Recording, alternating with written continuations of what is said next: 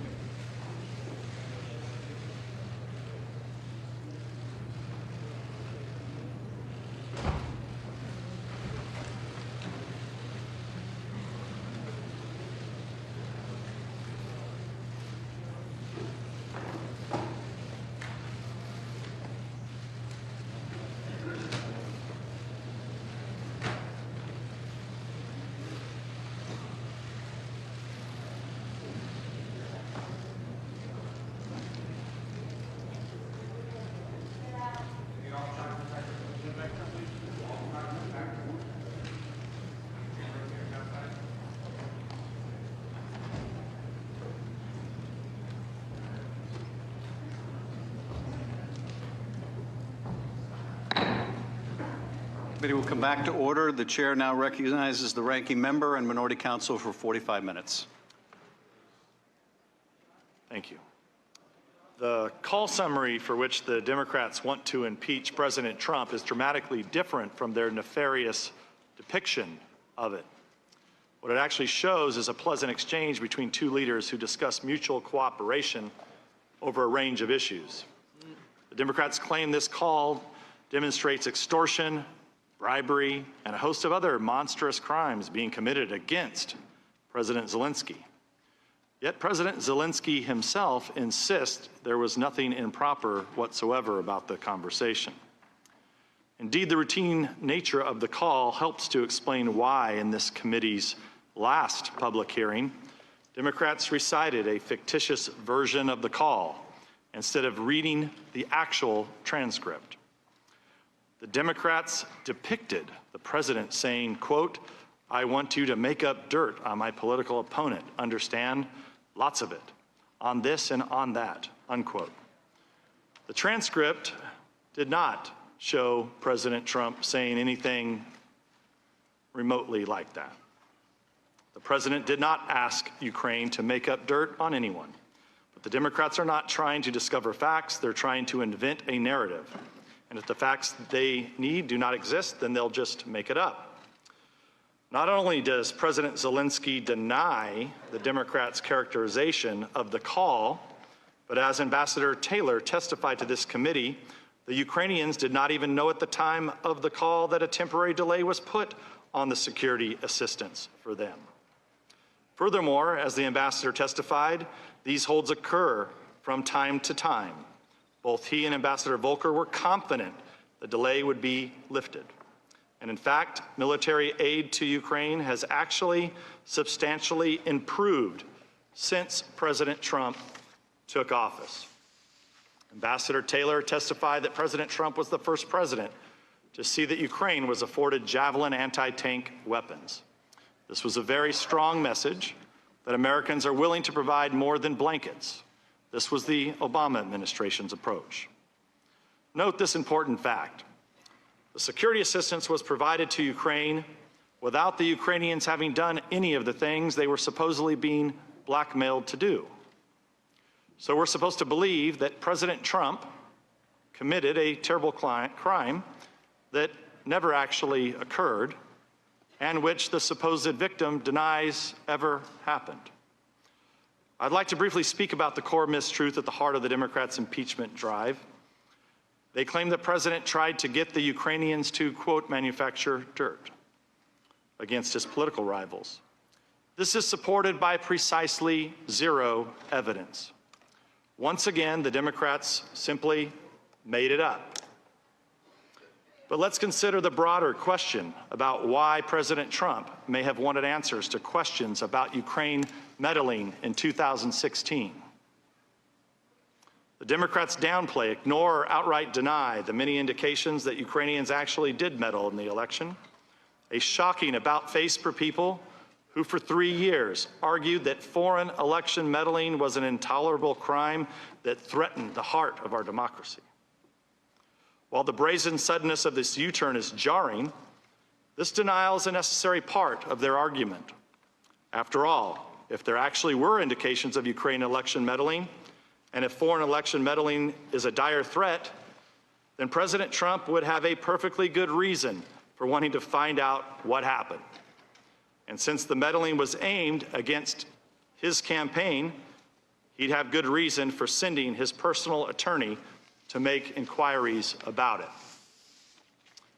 What's strange is that some of the witnesses at these hearings and previous depositions who express alarm about these inquiries were remarkably uninformed about these indications of Ukrainian election meddling and why the president may have been concerned by them.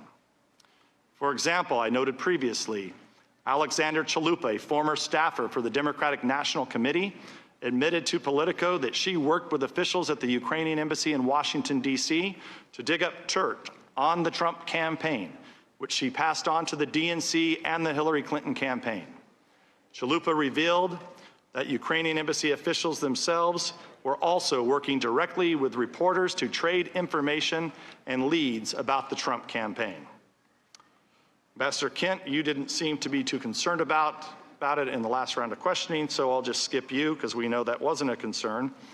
But Ambassador Taylor, you testified to this committee that you only recently became aware of reports of this cooperation between Ukrainian embassy officials and Chalupa to undermine the Trump campaign. From your last deposition, is that correct? Mr. Nunes, it is correct that I had not known about this before. I'm just going over your last deposition. That's exactly right. Ambassador. Yep. The Politico article cites 3 named Ukrainian officials asserting that the Ukrainian embassy supported the Hillary Clinton campaign. It quotes Ukrainian parliamentarian Andrei Artemenko saying, quote, "It was clear they were supporting Hillary Clinton's candidacy. They did everything from organizing meetings with the Clinton team to publicly supporting her to criticizing Trump. I think that they simply didn't meet with the Trump campaign because they thought Hillary would win," unquote. Ambassador Taylor, you testified you were unfamiliar with that statement. Is that correct? That's correct. You also said you were unaware that then Ukrainian ambassador to the U.S., Valerie Chalet, wrote an op-ed in The Hill during the 2016 presidential campaign criticizing then candidate Trump. Is that correct? That is correct. You said you did not know that Sergei Lyshenko, then a Ukrainian parliamentarian, had admitted that part of his motivation in spreading information about the so-called Black Ledger, a disputed document purporting to reveal corruption by a former Trump campaign official, was to undermine the Trump's candidacy. This was in your deposition. Is that still correct? That is still correct, sir. Thank you, Mr. Taylor. Fusion GPS contractor Nellie Orr testified to Congress that Lyshenko was a source for Fusion GPS's operation to dirty up the Trump campaign, including the compilation of the Steele dossier on behalf of the DNC and the Clinton campaign. You testified you were unaware that Lyshenko served as a source for that project. Ambassador Taylor, is this still correct? It is, sir. You said you did not know that Ukrainian Internal Affairs Minister Arsen Avakov mocked and disparaged then candidate Trump on Facebook and Twitter. Is that still correct? That is correct.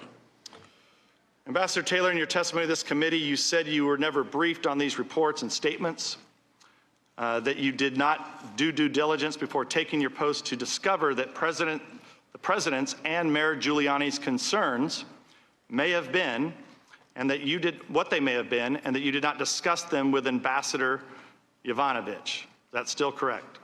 Yes, sir.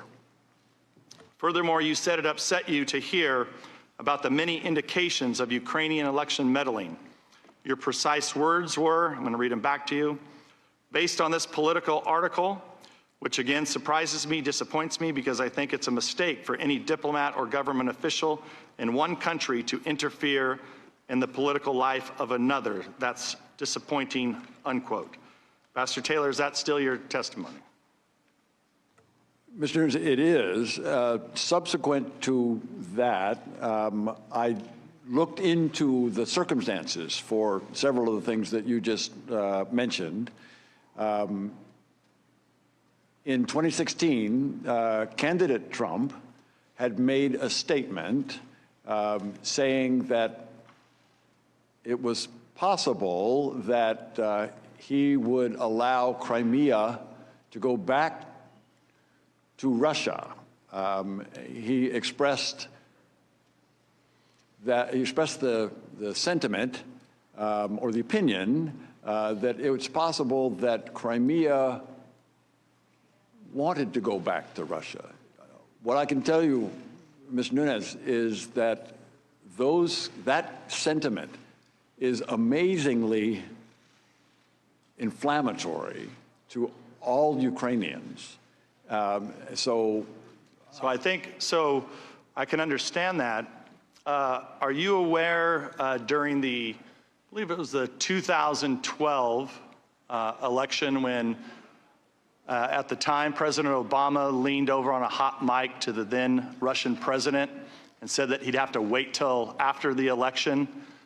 Was that inflammatory to the Ukrainians also? I don't know, sir.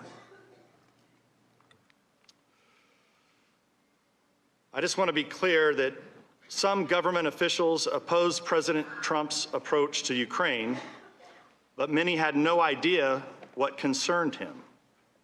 In this case, it was numerous indications of Ukrainian interference in the 2016 election to oppose his campaign and support Hillary Clinton. Once you know that, it's easy to understand the president's desire to get to the bottom of this corruption and to discover exactly what happened in the 2016 election. And with that, I'll turn to Mr. Castor. Ambassador Taylor, Mr. Kent, President Trump's concerns about Ukraine's role in the 2016 election, you believe he genuinely believed we're working against him, right? Ambassador Taylor? Mr. Kessler, I don't know what President or candidate Trump was thinking about the Ukrainians. I mean, didn't he in this Oval Office meeting on May 23rd after the Zelensky inauguration, didn't he lament that the Ukrainians were out to get him? I heard that his response to the suggestion that Mr. Zelensky visit Mr. Trump, President Trump, in the Oval Office was not well received, and that he had concerns about Ukrainians, yes. But from the president's perspective, if the ambassador, the Ukrainian ambassador to the United States, one of the most influential diplomats, is penning an op-ed, certainly with the okay of President Poroshenko, the DNC consultants are conferring with Ukrainian officials at the embassy. Former Prime Minister Yatsenyuk is saying things on social media. Interior Minister Avakov, who has spanned both the Poroshenko and the Zelensky realm, is also saying some very unkind things on social media about the president.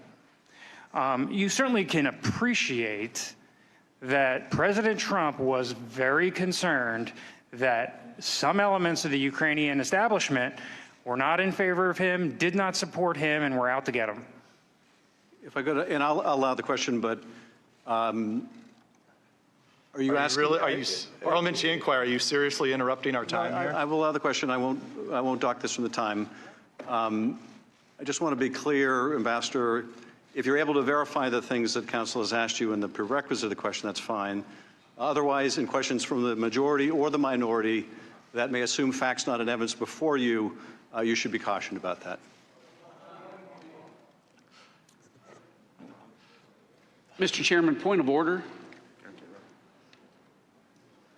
The time is with with Minority Counsel. Mr. Ratcliffe. Chairman, I sat here through the first 45 minutes and literally had an objection to almost the foundation of every question that Mr. Goldman asked regarding facts not in evidence, leading. But House Resolution 660 does not say that we are under the federal rules of evidence.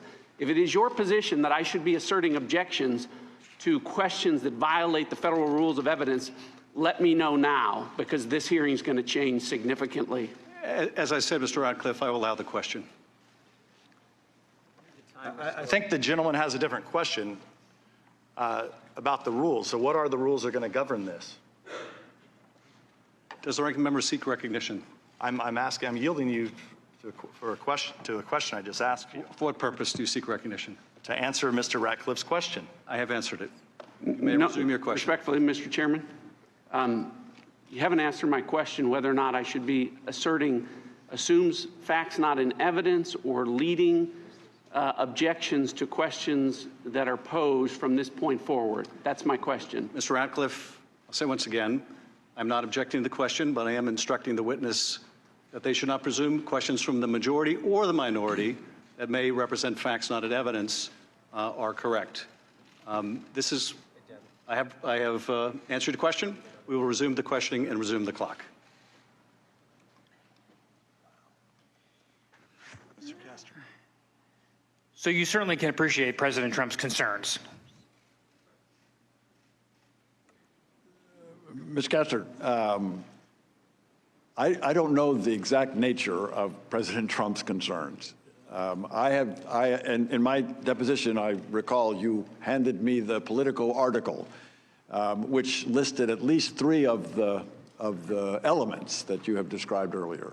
And you've recognized, and I have confirmed with the ranking minority member that it's first I'd heard of those and was surprised by those. I don't know President Trump's reaction to those. In the information published by Sergei Leshchenko, former Ukrainian investigative journalist, and then he was a member of the parliament, about the Manafort black ledgers in August of 2016.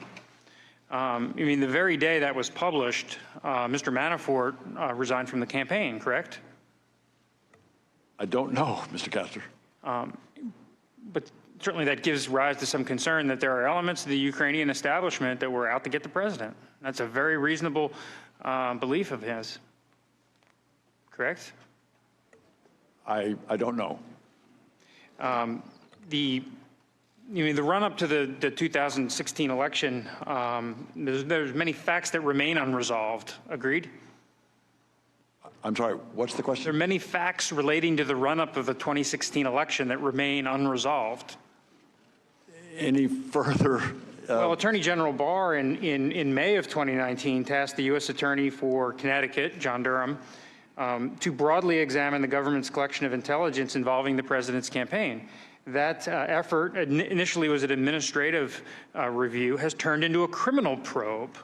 And U.S. Attorney Durham is casting a wide net and is following the facts where they may lead. Are you aware of that? I'm aware that there is an investigation. That's as much as I'm aware. And so to the extent any information resides in Ukraine, it's perfectly appropriate for the Ukrainians to try to get to the bottom of that, for the Ukrainians to cooperate with the United States through official channels to share that information, correct? Ms. Castor, can you say that one again? I'd appreciate it if you would restate the question. To the extent Ukraine has facts related to the run-up of the 2016 election that are under the U.S. Attorney Durham's probe, Ukraine should cooperate with the United States, and to the extent there are Ukrainians doing improper things, the Ukrainians ought to investigate that themselves, correct? Ms. Castor, the Ukrainian-American relations are very supportive. The Ukrainians will certainly be responsive to requests. So when the president on the call transcript of July 25th raises this with President Zelensky, and he urges that there be a connection between the Ukrainian government and the Justice Department officially, I mean, that's the appropriate way to raise an issue with the Ukrainian president, correct? It's appropriate for the Justice Department and the Prosecutor General to cooperate and to exchange information, yes. But to the extent the president has concerns and to the extent the Attorney General is having the U.S. Attorney Durham look into that, isn't it entirely appropriate for the president to flag this for President Zelensky and say that you should be in touch with our official channels?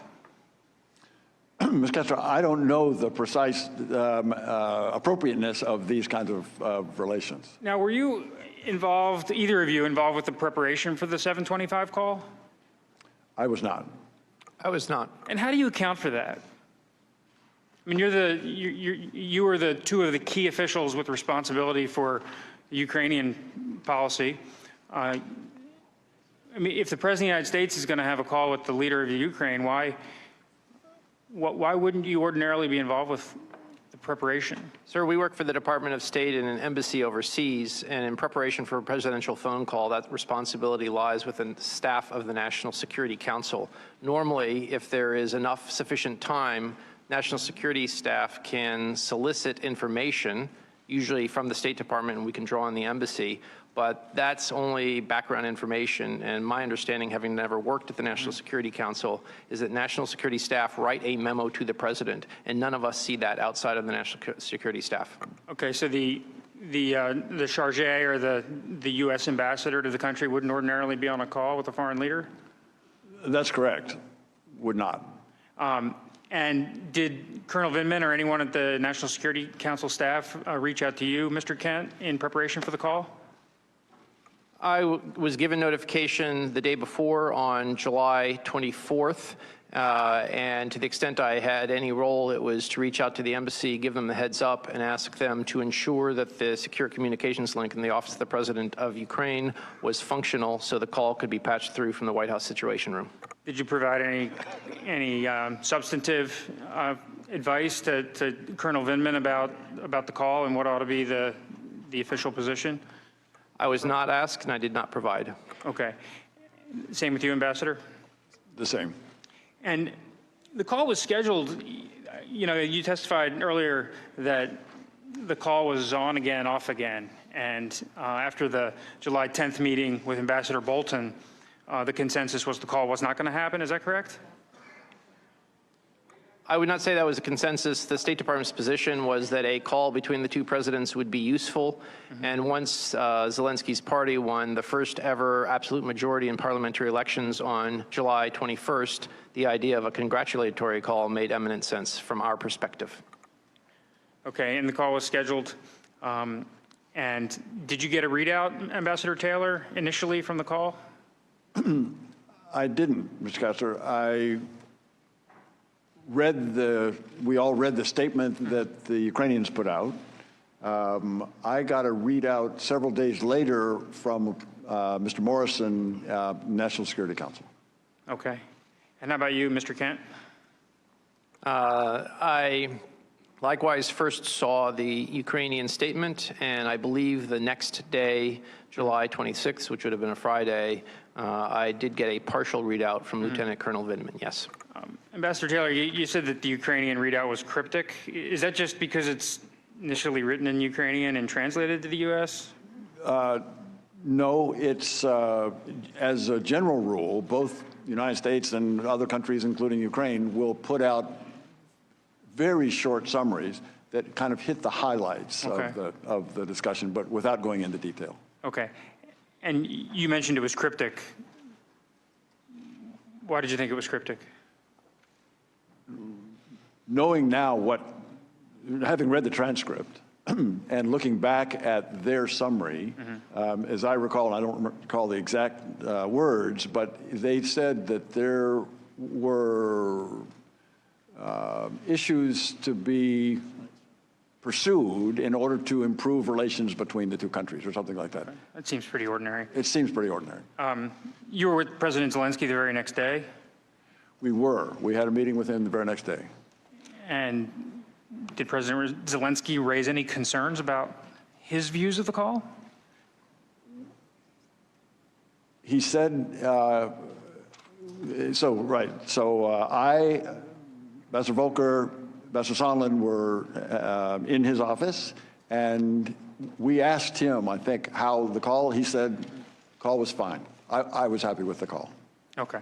And did you get any additional readouts subsequently about the call? Like, when did you first learn that the call contained things that concerned you? Was that not until September 25th? Mr. Morrison, as I say, briefed me several days later, before the end of July, and I think this is where I said in my testimony that he said it could have gone better, and he said that the call mentioned Mr. Giuliani. He also said that the call mentioned the former ambassador. Both of those were concerning. Giuliani was first raised on the call by President Zelensky, correct? I don't recall. Okay. It could have been. Well, I have it here if you'd like. Yeah, it's on page Very good. page 3. The first mention of Giuliani is from President Zelensky, and it's on page 3.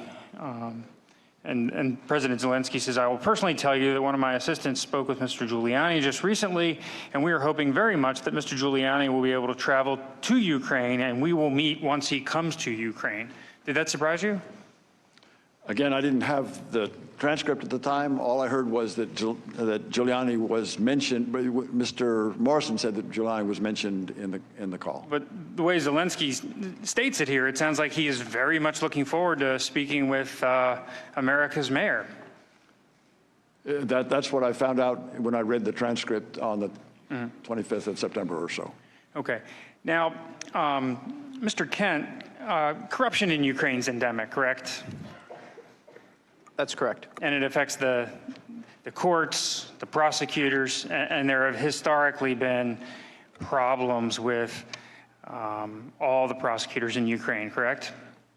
I would say up until the new set of prosecutors appointed by President Zelensky in the last 2 months, correct. Okay, and so the U.S. government, the consensus hope at the State Department and the National Security Council and the White House is that Zelensky's the real deal. He's a real reformer. He's genuinely interested in rooting out corruption, prosecuting the bad guys, correct? I would say we are cautiously optimistic, and we will work wherever there is the political will to do the right thing and put forward genuine reform. And at the heart of the corruption is this oligarchical system, correct? Where the oligarchs take control, often by virtual theft of, for example, the right to certain energy licenses, correct? That is one element, yes, sir. And the company Burisma, its leader, Sochevsky, he has a little bit of a storied history of corruption, doesn't he? Mr. Zlochevsky was Minister of Energy from 2010 and 2012 under the pro-Russian government, and he used his regulatory authority to award gas exploration licenses to companies that he himself controlled. That would be considered an act of corruption in my view, yes. And certainly self-dealing. Certainly self-dealing and self-enriching. And how did the Ukrainian government ultimately pursue that? In the spring of 2014, the Ukrainian government, the new government after the Revolution of Dignity, turned to partners, particularly the U.S. and the U.K., to try to recover tens of billions of dollars of stolen assets. The first case that we tried to recover that money came from Mr. Zlochevsky. Serious Crimes Office in the UK had already opened up an investigation. They worked with us and the Ukrainian authorities to develop more information. The $23 million was frozen until somebody in the General Prosecutor's Office of Ukraine shut the case, issued a letter to his lawyer, and that money went poof. So essentially paid a bribe to make the case go away. That is our strong assumption, yes, sir. Okay. Now, at any point in time, has anyone in the Ukrainian government tried to reinvestigate that, or did those crimes just go unpunished, and was he free to go? Mr. Zlochevsky spent time, as far as I understand, in Moscow and Monaco after he fled Ukraine. We continued to raise as a point of order that because U.S. taxpayer dollars had been used to try to recover frozen assets, that we have a fiduciary responsibility, and we've continued to press Ukrainian officials to answer for why alleged corrupt prosecutors had closed a case and we have, till now, not gotten a satisfactory answer. So to summarize, we thought that Mykola Zlochevsky had stolen money.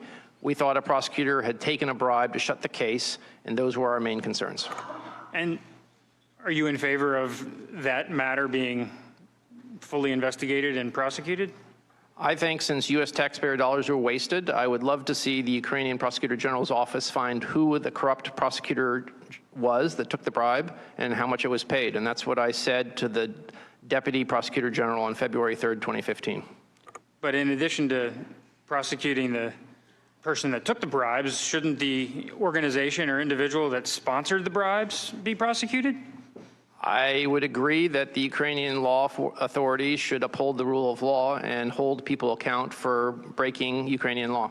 So this company, Burisma, involved in lots of criminal activity, correct? I do not know that.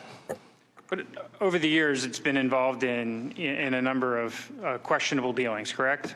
I would say that it's the largest private gas producer in the country, and its business reputation is mixed. So to the extent a new regime is coming in under President Zelensky, it certainly would be fair for the new prosecutor, a genuine prosecutor, to re-examine old crimes that hadn't sufficiently been brought to justice, right?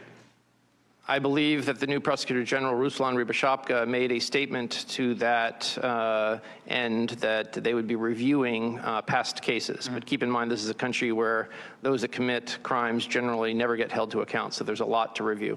Okay, now this, the bribe was paid in what year?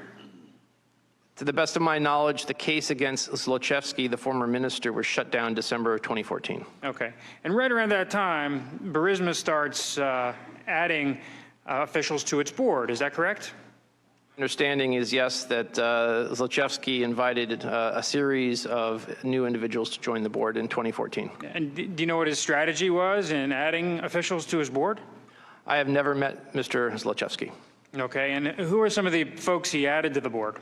The most prominent person he added to the board was the former president of Poland, Aleksander Kwaśniewski. And anyone else? There were a number of others, including some Americans, and the most prominent one in this context is Hunter Biden. Okay, so Hunter Biden's added to the board of Burisma. Now, do you think that creates a problem that Burisma may be adding people to its board for protection purposes? Sir, I work for the government. I don't work in the corporate sector, and so I believe that companies build their boards with a variety of reasons, not only to promote their business plans. Was Hunter Biden a corporate governance expert? I have no idea what Hunter Biden studied at university or what his CV says. Like, is he the Jeffrey Sonnenfeld of the Ukraine? I have no awareness or knowledge of what his background was and what he may have done on the board of Burisma. So you don't know whether he has any business experience in Ukraine prior to joining Burisma's board? I've heard nothing about prior experience. Okay. No. Do you know if he speaks Ukrainian? I do not. Do you know if he possesses any other element other than the fact that he is the son of, at the time, the sitting vice president? I do not. Okay. Ambassador Taylor, do you know whether Hunter Biden offers anything other than the fact that his dad's the former vice president? I don't. Or at the time was the vice president? I have no knowledge of Hunter Biden. But you would agree it raises questions, right? He was getting paid, I think, $50,000 a month to sit on the board. Did you know if he relocated to Ukraine? I'm sorry, Mr. Kessler, say again? Do you know if Hunter Biden relocated to Ukraine? No knowledge. Do you know, Mr. Kent? Again, no knowledge. Okay. So he's getting paid $50,000 a month, but we don't know whether he had any experience, he had any, he spoke the language, or whether he moved to Ukraine, correct? Correct. Now, at this time, Vice President Biden was taking a specific interest in Ukraine, wasn't he? He was.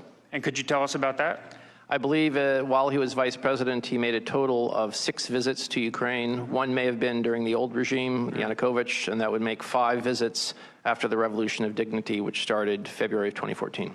Okay, and you were the DCM, the Deputy Chief of Mission at the time, correct? Starting in 2015, yes. Okay, and did Vice President Biden come when you were at post? He did not. I came back for Ukrainian language training, and so I missed several visits.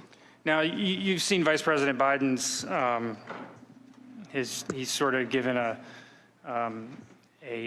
speech, and he's a little folksy about how he went into Ukraine and he told the Ukrainians that if they don't fire the prosecutor, they're going to lose their $1 billion in loan guarantees. You've seen that, correct? I have. I think it was a speech at the Council of Foreign Relations in January 2018. Right. And he also said that he's been there, to Ukraine 13 times. Do you know if that's accurate? To the best of my knowledge, when he was vice president, he made 6 visits. And did the State Department ever express any concerns to the Vice President's office that the Vice President's role at the time in engaging on Ukraine presented any issues? No, the vice president's role was critically important. It was top cover to help us pursue our policy agenda. Okay, but given Hunter Biden's role in Burisma's board of directors, at some point you testified in your deposition that you expressed some concern to the vice president's office. Is that correct? That is correct. And what did they do about that concern that you expressed? I have no idea. I reported my concern to the office of the vice president. Okay, and that was the end of it? Nobody? Sir, you would have to ask people who worked in the office of the vice president during 2015. But after you expressed the concern of a perceived conflict of interest at the least, the vice president's engagement in Ukraine didn't decrease, did it? Correct, because the vice president was promoting U.S. policy objectives in Ukraine. And Hunter Biden's role on the board of Burisma didn't cease, did it? To the best of my knowledge, it didn't, and my concern was that there was the possibility of a perception of a conflict of interest. Now, Ambassador Taylor, I want to turn to the discussion of the irregular channel you described. And in fairness, this irregular channel of diplomacy, it's not as outlandish as it could be. Is that correct? It's not as outlandish as it could be. Yeah, I agree, Mr. Kessler. Okay, we have Ambassador Volker, who's a former Senate-confirmed ambassador to NATO, a longtime State Department diplomat, and you've known Ambassador Volker for years, correct? That's correct. A man of unquestioned integrity, correct? That's correct. And somebody with incredible knowledge of the region. With very good knowledge of the region. Yes, sir. And the best interests of the United States. Yeah, I'm sure that's right. And the best interests of Ukraine. His first priority is clearly the United States. Okay. And to the extent that Ukraine has an implication for that, yes, Okay. Ukraine as well. And the second member of the irregular channel is Ambassador Sondland, who is Senate-confirmed, ambassador to the EU. So his involvement here, while not necessarily part of his official duties as the ambassador to the EU, certainly is not outlandish for him to be interested and engaged pursuant to the President or Secretary Pompeo's direction, correct?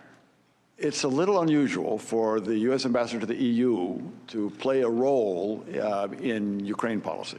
Okay. And, it might be irregular, but it's certainly not outlandish. And then Secretary Perry is the third member of the irregular channel. Certainly a Senate-confirmed official, somebody with deep experience in energy markets, and he was pursuing some liquefied natural gas projects in Ukraine. That's correct, Mr. Kessler. So his involvement, Secretary Perry's involvement, is perfectly acceptable? It is. Okay. Now, this irregular channel as it developed, when did you determine that it became problematic? I mean, you in your opening statement identified yourself appropriately as the leader of the regular channel. At least a participant. Here's another leader of the regular channel. So when did you first develop concerns that the irregular channel was being problematic? So I arrived in Kyiv in mid-September. By late September, a couple of phone calls with... You arrived in Kyiv in June, right? June, sorry. Sorry. June 17th? Mid-June. Yep. June 17th, thank you. And so by the end of June, I had begun to hear references to investigations as something that would have to happen prior to the meeting that that President Trump had offered to President Zelensky. Okay. And Now, that began to raise questions for me. okay. Now you've known Ambassador Volker, and you've certainly have a reason to know Ambassador Sondland. What did you do at this point, or did you ever try to wrest control of the irregular channel? I didn't try to wrest control of the irregular channel, do that. At the time when I Well, why not? Why not though? If you have these concerns. Because, Ms. Castro, at the time, as Ambassador Kent, no, Deputy Assistant Secretary Kent testified, both channels were interested in having a meeting between President Zelensky and President Trump. So there's no reason to kind of wrest control if we're going in the same direction. But at some point, you developed concerns. I mean, your opening statement is here. I mean, you're the impeachment witness number one, and you're number two, Mr. Kent. You know, for the case impeaching the President of the United States, because of the concerns you've testified about the irregular channel, correct? I was concerned when the irregular channel appeared to be going against the irregular channel was going against the overall direction of and purpose of the regular channel. So And as yes. I understand the record, however, when you arrived in Ukraine, you had the support of the Secretary and the Secretary's top advisor, Counselor Ulrich Breckbuhl, correct? That is correct. And they assured you that if you had any concerns, you would be able to contact them and they would have your back. That is correct. And you knew going in that the Rudy Giuliani element presented some complexities, correct? I was concerned about Rudy Giuliani's statements and involvement in the Ukraine policy, yes. Okay, so when it genuinely became, a concern for you, what did you do to either engage Sondland and Volker and Perry, Giuliani? By the way, have you ever met Rudy Giuliani during these times relevant? Not during the times relevant. Mr. Giuliani visited Ukraine one time when I was there, I think in 2007 or 8. Okay. That's the only time I've met him. Okay. So you've never had any communications with Rudy Giuliani as part of these irregular channel business? That's matters? correct. That's correct. Okay. And anyway, getting back to my question, did you try to engage Breckbuhl or the Secretary during this time period? I know you said that you had, I believe, an August 21st or 22nd telephone call with Breckbuhl. You had a July 10th telephone call with Breckbuhl, and then you sent a first-person cable to the Secretary on August 29th. That is correct. Is that sort of the universe of initiatives you took inside the State Department to raise your concerns about the irregular channel? I also raised my concerns with Deputy Assistant Secretary George Kent. In particular, early on when I think I may have mentioned this phone call that was odd in that it did not include the normal staff, indeed, Ambassador Sondland's staff, and that struck me as unusual. I consulted with Mr. Kent, and at his suggestion, made a note of this, and also I think at that point I had a conversation with Mr. Breckbuhl. That was a June 28th call, I believe? That's correct. And in your opening statement, you expressed some concerns about what Ambassador Sondland had said, but then once Zelensky got on the phone, it proceeded in a very regular channel way, correct? That's correct. Okay. So the June 28th call, at least in and of itself, didn't ultimately, as it played out, present any problems for you? The call with President Zelensky did not. The preparation for that call, the preparation included maybe 15 minutes of just the Americans that would stay on the call. Right. And that, again, that was a little irregular in that it didn't have the staff. It was also in that pre-call, in that 15 minutes, before President Zelensky got on the phone, where Ambassador Volker told the rest of the participants that he was planning to have a conversation with President Zelensky in Toronto in 3 days, 4 days, where he would outline for President Zelensky the important components of the phone call that we were trying to establish. Okay. And you didn't have any issue with that, did you? The only issue I had with that, Mr. Kessler, was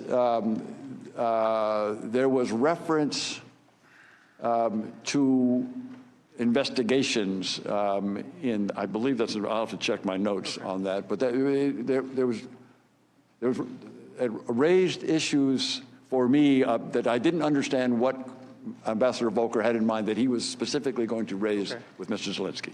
That was a little bit of a concern. Okay. I mean, the president's expressed his, interest in certain investigations, certainly relating to the 2016 election and relating to this corrupt Burisma outfit. So that wasn't inconsistent with the president's message, right?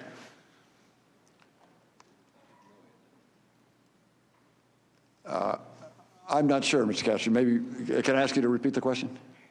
The president's concerns about the 2016 election and needing to get to the bottom of it, and the president's concerns is it ultimately related to the Burisma company. I mean, if Ambassador Volker is raising that with Zelensky, that's consistent with the direction of the president, correct? The president's interest, or I would say Mr. Giuliani's interest, because that's what we were, that's what was very clear at the time. Right. Mr. Giuliani's interest in pursuing these investigations was of concern, but yeah. By the way, do you know how many times Volker met with Giuliani? I don't. How many would you guess? Is it like, was he talking to him all the time or meeting with him all the time? Mr. Kessler, I don't know. Okay. From his, at his deposition, he told us just once. And, he texted back and forth with the mayor, and it had a call or two, but it wasn't a pervasive engagement for Ambassador Volker. Were you aware of that? I was not aware. I was aware of one breakfast, I think, but that's the only one that I was aware of. And Mr. Kent, before my time expires, I want to circle back to the company of Burisma. And you testified at your deposition that there was an instance where USAID had engaged with Burisma and possibly sponsoring a program, and you took issue with that and recommended USAID to pull back from that. Could you tell us about that?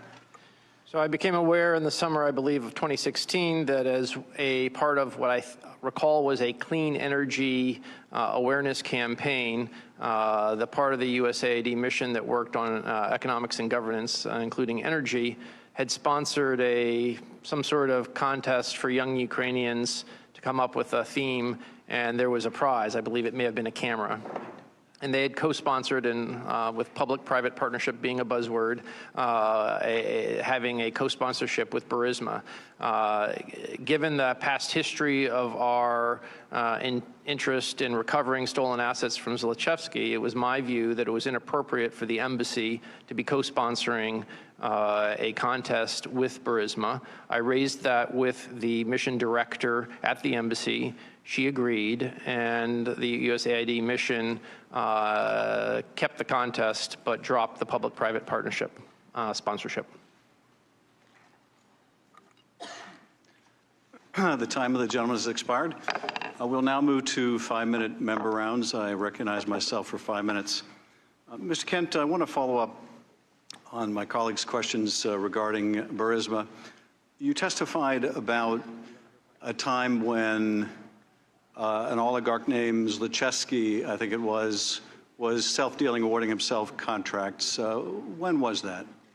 To the best of my knowledge, he was Minister of Minister of Ecology under President Yanukovych from 2010 to 2012. And at the time, licenses to have substrata exploration of gas were awarded by a subdivision of the Ministry of Ecology. So this corrupt self-dealing then was approximately 7 years, at least 7 years before the events that bring us here today, the phone call on the 25th and the events around it? Correct. His time as minister was 2010 to 2012. Hunter Biden joined the board of RISMA in 2014. And you've read the call transcript, have you not? I have, and I have it in front of me, but I haven't read it for about a month. Is there any mention in the discussion with President Trump and President Zelensky of this oligarch, Zlochevsky, who 7 years earlier had been self-dealing? To the best of my knowledge, no. Is there a discussion of awarding contracts to oneself or the corrupt acts in the 2012 to 2014 timeframe? To the best of my knowledge, no. Now, what the president brings up is CrowdStrike, the server, and the Bidens. Am I right? I see that here, yes. There was no discussion on that call of setting up an anti-corruption court or looking into corruption among oligarchs or companies in general. The president's comments were focused on two things, 2016 and the Bidens. Am I right? I believe so, yes. Now, you testified in your opening statement, I do not believe the United States should ask other countries to engage in selective politically associated investigations or prosecutions against opponents of those in power, because such selective actions undermine the rule of law regardless of the country. The selective politically associated investigations or prosecutions against opponents of those in power, are you referring to the Bidens there? I'm referring as a general principle about the promotion of the rule of law. But that would apply to the President of the United States seeking an investigation of his political opponent, would it not? It could be interpreted that way, yes, sir. And I take it in your discussions, Ambassador Taylor, with Ambassador Sondland or others, what was communicated to you was that the president wanted investigations into 2016 and the Bidens, not into an oligarch named Zlochevsky or self-dealing, but 2016 and the Bidens. Was that your understanding? That was my understanding. And in fact, when you said your staff overheard this call between Ambassador Sondland and the president, in that call, the president brings up investigation, does he not? He did. And immediately after the president gets off the phone with Sondland, Sondland is asked by your staff, what does the president think about Ukraine? And his answer is, he's just interested in the Bidens, am I right? He said he was more interested in the Bidens. More interested in the Bidens. No discussion of Zlochevsky or Chalupa or things that happened 7 years ago. He was interested in the Bidens. Yes, sir. Now, I think you also testified that Ambassador Sondland told you that President Trump wanted Zelensky in a public box. Is that right? Yes, sir. And by public box, did that mean that private statements, private promises to do this investigation of 2016 of the Bidens were not enough? He had to go on TV. He had to go public in some way because the president wanted him in that box. Is that your understanding? Mr. Chairman, I don't know exactly what he had in mind, and I'm not sure what Ambassador Sondland had in mind, who was the one who mentioned that to me. That's the implication. The implication was it needed to be public as opposed to being a private assurance.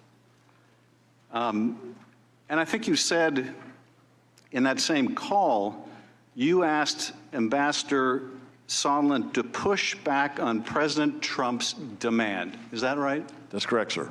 So you understood from your conversation with Sondland, this was the president's demand, not Sondland's demand, the president's demand, and you wanted Sondland to push back. Am I right? What I wanted to, so Ambassador Sondland was clearly able to have conversations with the president, and I thought that the pressure on another president, on President Zelensky, was not a good idea from either president's standpoint. So I suggested in that phone call to with Ambassador Sondland that he, since he frequently had conversation with the president, could make that point. Well, and I think the way you express yourself is you wanted Sondland to push back on President Trump's demand, right? Yes, sir. So as your understanding from talking to Sondland, this is what the president wanted him to do and you wanted Sondland to push back? I asked Ambassador Sondland to push back. That's correct. And in fact, even after the aid was ultimately released, even after the White House learns of the whistleblower complaint and the congressional investigation, the aid is released, even after those events, you were still worried that Zelensky was going to feel it necessary to go on CNN and announce these investigations, were you not? Mr. Chairman, I was still worried that he might do that. So yes, I thought that would be a bad idea. And so when there was some indication that there might still be a plan for the CNN interview in New York, which was upcoming, at the United Nations General Assembly meeting, I was worried. I wanted to be sure that that didn't happen, so I addressed it with the Zelensky staff. And I think you said earlier that Dan Liuk, the national security advisor then for Zelensky, was concerned Zelensky didn't want to be used as some tool in American politics. Is that right? That's correct, sir. So Zelensky didn't want to go on TV to announce political investigations that he thought would mire him in U.S. politics, right? He knew that he and his advisors knew that it's a bad idea to interject, to interfere in other nations' elections. Yes, sir. But nonetheless, it appeared until the aid was lifted, the hold was lifted, that he felt compelled to do it. He was making plans, his staff was making plans to have him make some kind of announcement, I don't know what it would have been, on CNN in public. Even though he didn't want to be marred in U.S. politics. Even though he knew it was a bad idea to interfere in other people's elections.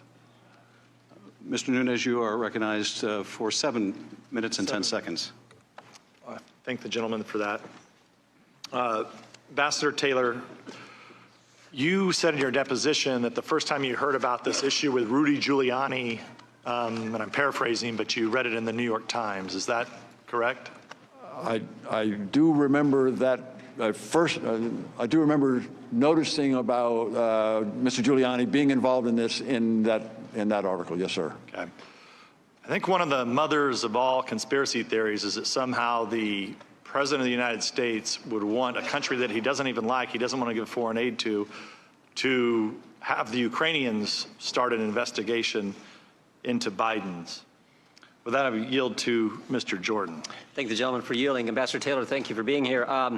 Aid's held up on July 18th, is that right? That's when I first heard about it, Mr. And then it's released, Ambassador Taylor, on September 11th. And we know that from your deposition, in those 55 days that aid is delayed, you met with President Zelensky 3 times. The first one was July 26th, the day after the famous call now between President Trump and President Zelensky. President Zelensky meets with you, Ambassador Volker, and Ambassador Sondland. And again, according to your deposition and your testimony, there was no linkage of security assistance dollars to investigating Burisma or the Bidens. Second meeting is August 27th. Again, in this 55-day time frame, second meeting is August 27th. President Zelensky meets with you and Ambassador Bolton and others. And again, there's no linkage of dollars, security assistance dollars, to an investigation of the Bidens. And then, of course, the third meeting is September 5th. President Zelensky meets with you and Senators Johnson and Murphy. And once again, there was no linkage of security assistance dollars to an investigation of Burisma or the Bidens. 3 meetings with the president of Ukraine, the new president, and no linkage. That's accurate? Mr. Jordan, it's certainly accurate on the first two meetings, because to my knowledge, the Ukrainians were not aware of the hold on assistance until the 29th of August. So the Politico article. The Politico article. The third meeting that you mentioned with the Senators Murphy and Senator Johnson, there was discussion of the security assistance, but no linkage. But there was not discussion of linkage. 3 meetings face-to-face with President Zelensky, no linkage. Yet, in your deposition, you said this, and you said it again the first hour of the majority. My clear understanding was security assistance money would not come until President Zelensky committed to pursue the investigation. My clear understanding was they weren't going to get the money until President Zelensky committed to pursue the investigations. Now, with all due respect, Ambassador, your clear understanding was obviously wrong, because it didn't happen. President Zelensky didn't announce he was going to investigate Burisma or the Bidens. He didn't do a press conference and say, I'm going to investigate the Bidens, we're going to investigate Burisma. He didn't tweet about it, and you just told the ranking member he didn't do the CNN interview and announce he's going to investigate Burisma or the Bidens. So 3 face-to-face meetings, it doesn't come up, no linkage whatsoever. President Zelensky doesn't announce it before the aid is released on the 11th. And yet you said you have a clear understanding that those 2 things were going to happen. The money was going to get released, but not until there was an investigation, and that, in fact, didn't happen. So what I'm wondering is, where did you get this clear understanding? As I testified, Ms. Jordan, this came from Ambassador Sondland. Well, can you hold 1 second, Ambassador? I'm going to bring you a piece of paper from Ambassador Sondland's statement. Very good. And you can take a look at this. Go ahead, though. I want to let you finish.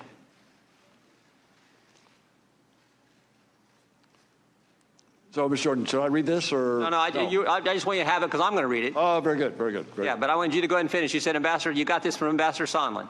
That is correct. Ambassador Sondland also said that he talked to President Zelensky and Mr. Yermak and had told them that although this was not a quid pro quo, if President Zelensky did not clear things up in public, we would be at a stalemate. That was one point. It was also the case. Mr. Morrison talked to you, right? No, what I was going to say is Ambassador Sondland also told me that he recognized that it was a mistake to have told the Ukrainians that only the meeting with the president in the Oval Office was held up on in order to get these investigations. No, it was not just the meeting, it was also the security system. That is, everything was. So those two discussions. No, I understand. Okay. All right, so again, just to recap, you had 3 meetings with President Zelensky. No linkage in those 3 meetings came up. Ambassador Zelensky didn't announce that he was going to do any investigation of the Bidens or Burismas before the aid was released. He didn't do a tweet, didn't do anything on CNN, didn't do any of that. President Zelensky, excuse me. Right. And then what you have in front of you is an addendum that Mr. Sondland made to his testimony that we got a couple weeks ago. It says, Declaration of Ambassador Gordon Sondland. I, Gordon Sondland, do hereby swear and affirm as follows. I want you to look at point number 2, bullet point number 2, second sentence.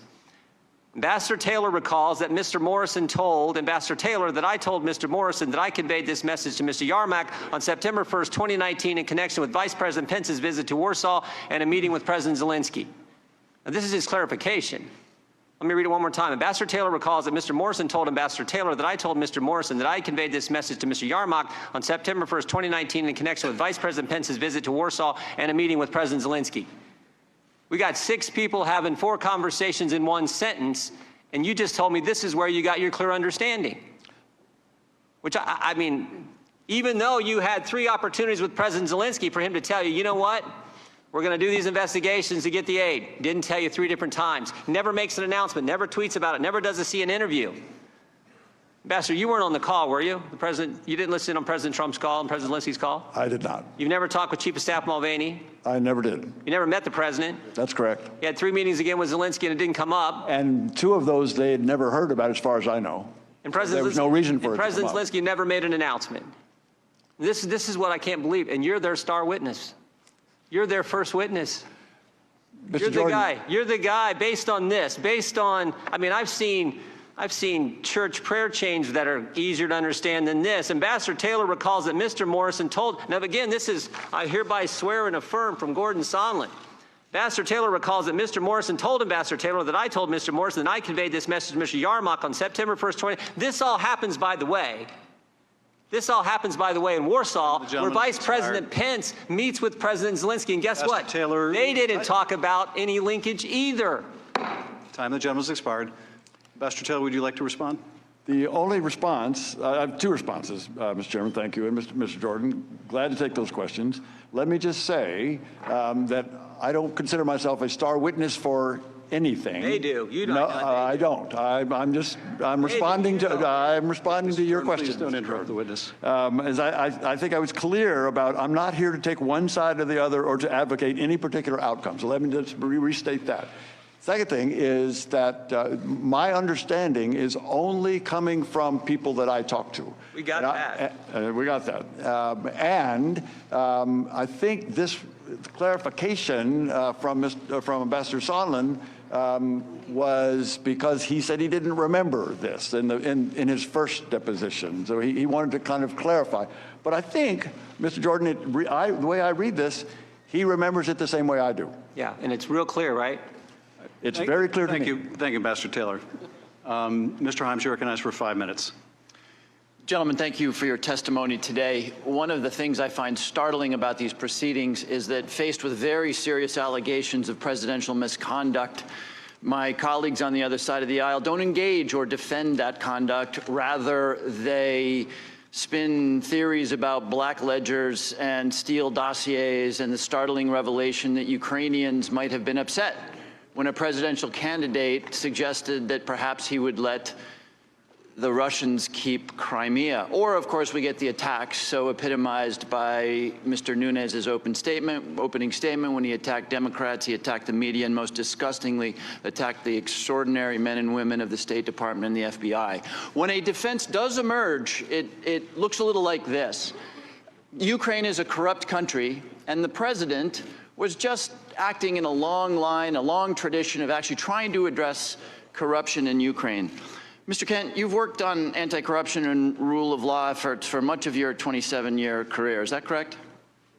I have specialized in anti-corruption and rule of law issues since 2012, correct? So, like most of us up here, I don't have a good sense of what a real anti-corruption effort that we must engage in all over the world all the time, what that looks like. So let me ask you to just take a minute and just characterize for us what a real initiative, what a real program of anti-corruption might look like.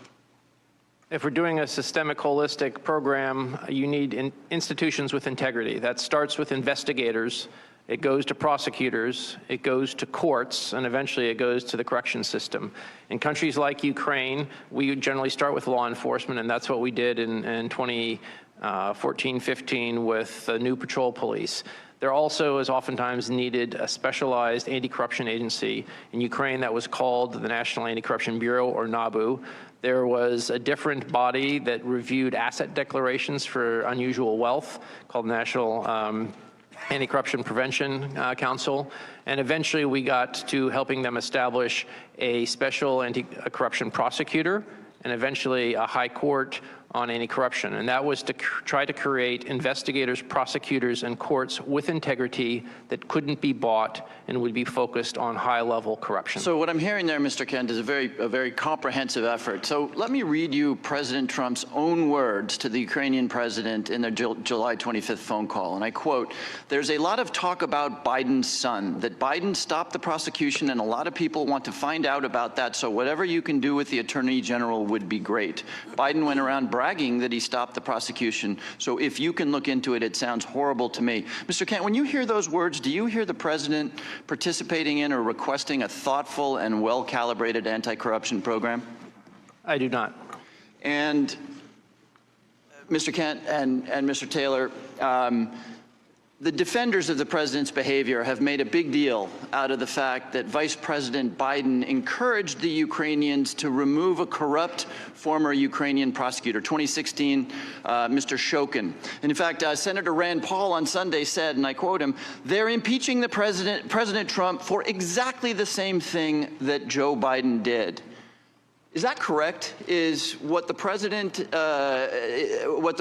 did in his phone call and what Joe Biden did in terms of Mr. Shokin, are those exactly the same things? And if not, how are they different?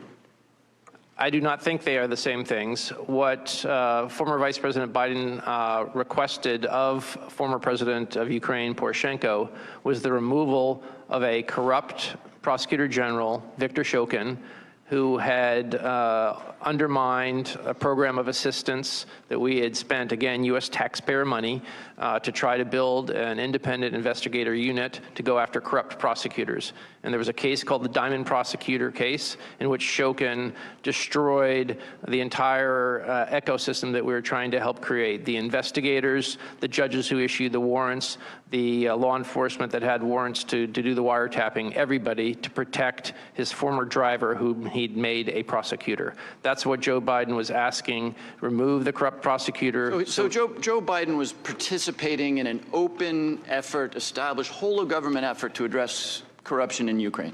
That is correct. Great. So, Mr. Kent, as you look at this whole mess, Rudy Giuliani, President Trump, in your opinion, was this a comprehensive and whole of government effort to end corruption in Ukraine? Referring to the requests in July? Exactly. I would not say so. No, sir. Yeah, I don't think President Trump was trying to end corruption in Ukraine. I think he was trying to aim corruption in Ukraine at Vice President Biden and at the 2020 election. And I yield back the balance of my time. Mr. Conaway is recognized for 5 minutes. Thank you, Mr. Chairman. I yield my time to the gentleman from Texas, Mr. Ratcliffe. Thank you. I thank the gentleman, and I thank you both for being here. It's obvious from your testimony today that you both care a great deal about U.S.-Ukraine relations. It's also very clear that you're optimistic about President Zelensky. Ambassador Taylor, you related one of his first acts in office was to remove immunity from deputies, which had long been a source of corruption. I know you had a number of personal dealings with him. Has he given you any reason to question his honesty or his integrity? No, sir. In your prior deposition, I asked you, and I'll read it directly, if nobody in the Ukrainian government is aware of a military hold at the time of the Trump-Zelensky call, then as a matter of law and as a matter of fact, there can be no quid pro quo based on military aid. And to your knowledge, nobody in the Ukrainian government was aware of the hold. And your answer was, that is correct. Is that still your testimony? Mr. Ratcliffe, at some point in September. I'm talking about on July 25th. July 25th. Sorry. Yes, that's correct. That's correct. They did not know this. All right. And as it turns out, President Zelensky agreed with you. On October 10th, President Zelensky held a press marathon with over 300 reporters where he said repeatedly and consistently over hours and hours that he was not aware of a military hold during the July 25th call. In fact, in his official press release from the Ukrainian government available on his website that I'll be introducing into the record, he said, our phone conversation bears no relations to arms. They blocked the provision of military assistance prior to our telephone conversation, but the issue had not been discussed during our conversation. I mean, I didn't even know. So now, in addition to confirming that because he had no knowledge of it, there was no quid pro quo involving military aid during that call, President Zelensky went on to confirm a number of things, that there was no pressure, that there were no conditions, that there were no threats on military aid. There were no conditions or pressure to investigate Burisma or the 2016 election, that there was no blackmail, that there was no corruption of any kind during the July 25th call. Again, from his official press release. Therefore, there was no blackmail because it was not the subject of our conversation with the President of the United States. There were no conditions on the investigation, either because of arms or the situation around Burisma Company. He told Reuters there was no blackmail. He told the LA Times there was no pressure or blackmail from the United States. He told Japan's Kyodo News, I was never pressured and there were no conditions being imposed. He told ABC News and the BBC, I'm against corruption. This is not corruption. It was just a call. The Ukrainian president stood in front of the world press and repeatedly, consistently, over and over again, interview after interview, said he had no knowledge of military aid being withheld, meaning no quid pro quo, no pressure, no demands, no threats, no blackmail, nothing corrupt. And unlike the first 45 minutes that we heard from the Democrats today, that's not secondhand information. It's not hearsay. It's not what someone overheard Ambassador Sondland say. That was his direct testimony. Ambassador Taylor, do you have any evidence to assert that President Zelensky was lying to the world press when he said those things? Yes or no? Mr. Ratcliffe, If I can respond. My time is short. Your time yes is or no? short. That's right. I have no reason to doubt what the president said in his. Okay, very good. So in this impeachment hearing today, where we impeach presidents for treason or bribery or other high crimes, where is the impeachable offense in that call? Are either of you here today to assert there was an impeachable offense in that call? Shout it out. Anyone? Mr. Ratcliffe, if I can just respond, let me just reiterate that I'm not here. I've got 1 minute left. I know. I know me- you only let got a me minute just make left. this I've just point. got 30. I've Please got. allow the witness. You asked the witness a question. The witness. I'll asked the withdraw the question. question. Let me just And make I'm this not here point. to take The one side or question the other. That's your Ambassador, decision. let me answer this. Let me ask you this gentleman will question. suspend. Spend the time. Ambassador please. Taylor, would Suspend you like to time, answer the please. question? Suspend the time, please. I withdrew the The question. gentleman will suspend. We will suspend the clock. Suspend the clock Suspend the at clock. 1 minute, please. Ambassador Taylor, would you like to respond to the question? Mr. Ratcliffe, I would just like to say that I'm not here to do anything having to do with to decide about impeachment. That is not what either of us are here to do. This is your job. Will you Thank you, Mr. Chairman. restore time to the clock to 1 minute? No, but you may continue 22 seconds. Fine. Mr. Ambassador, I think everyone knows that House Democrats have made up their mind to impeach one president. The question that we've just learned is whether or not they're prepared to impeach two. Because to be clear, if House Democrats impeach President Trump for a quid pro quo involving military aid, they have to call President Zelensky a liar. If they impeach him for abusing his power or pressuring or making threats or demands, they have to call President Zelensky a liar to do it. If they impeach President Trump for blackmail or extortion or making threats or demand, they have to call President Trump a liar to do it. I yield back. Chair recognizes Representative Sewell. I yield a few minutes to my esteemed chairman. Thank you. Ambassador Taylor, I don't know if you've had a chance to read some of the transcripts have been released. Are you aware that other witnesses have testified that Ukraine, in fact, found out the aid was being withheld before it became public knowledge? Mr. Chairman, I've read that. I think there's still some question about when they may have heard. And ultimately, they did find out when the political story came out, to your knowledge, but others have said even sooner. But they did find out, right, Ambassador? They did, Mr. Chairman. And at the time they found out, they knew what President Trump wanted from them, that he wanted these investigations, correct? Ambassador Sondland informed President Zelensky's staff, that is Mr. Yermak, of what was required, yes. So Ukraine finds out about the hold. You're not able to give them a reason for the hold. No one is able to give them a reason for the hold. They know the president wants these investigations.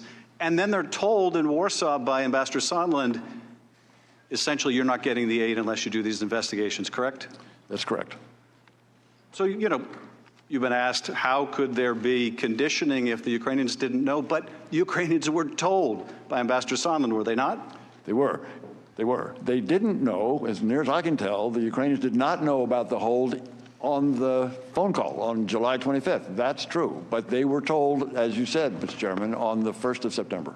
And in fact, while they may not have known during the time of the call, they would find out. And when they did find out, they would know what the president wanted, correct? That's correct.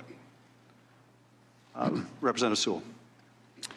So, Mr. Kent, I'd like to refer you to the discussion of the May 23rd meeting in the Oval Office when the president met with those who had gone to the Ukraine for the inauguration. You briefly testified that you helped propose names for individuals to go to that inauguration. Was Ambassador Sondland, who was ambassador to the European Union, one of the names that you submitted? No, it was not. But he ultimately attended that inauguration, is that not right? That is correct. And do you know how he ended up as a part of that official delegation?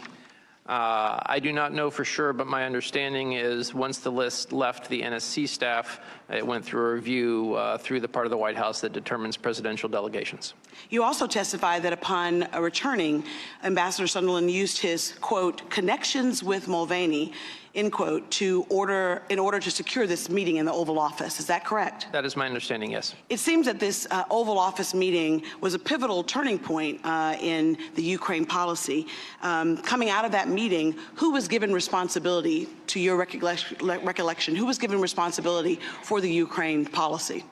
I never saw any document that changed the nature of policy determination. In the U.S. government under the Trump administration, there's the National Security Presidential Memorandum. But didn't you also say, Yes, please. have a little time, you did say in your testimony that you felt that you testified that Secretary Perry, Ambassador Sunderland, and Ambassador Volker, quote, felt that they had a mandate to take the lead, end quote, on Ukraine policy. Did you not? That was an accurate statement. Their feeling doesn't mean that they actually got delegated responsibility. Have you ever heard the term Three Amigos? I referenced that after watching Gordon Sondland say that on Ukrainian TV on July 26th. And what do you come to mean by Three Amigos? My understanding of Ambassador Sondland's use of that term is that the three people that were in charge of Ukraine policy during the summer were he, Gordon Sondland, Ambassador Volker, and Secretary Perry. When did you come to learn about Mr. Giuliani's role, and what do you consider his role to have been? I first heard about former Mayor Giuliani's interest in Ukraine in January of this year. That was a different phase than what happened during the summertime. Was it normal to have a person who is a private citizen take an active role in foreign diplomacy?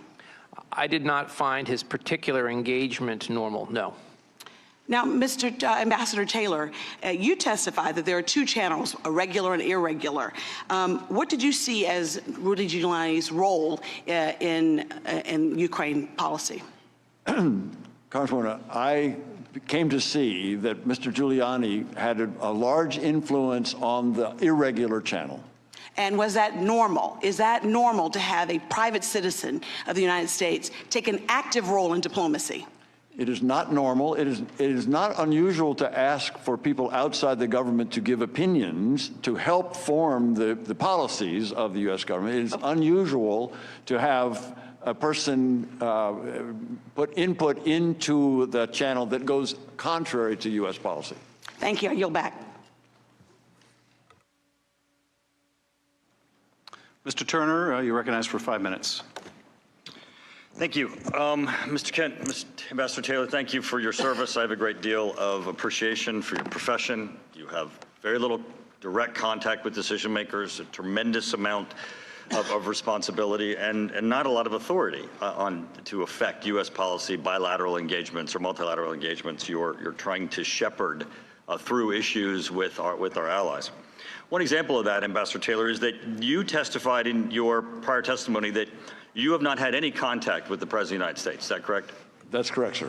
Ms. Taylor, Mr. Kent, have you had any contact with the President of the United States? I have not. So not only no conversations with the President of the United States about Ukraine, you've not had any contact with the President of the United States, correct? That's correct. Okay. So you both know that this impeachment inquiry is about the President of the United States, don't you?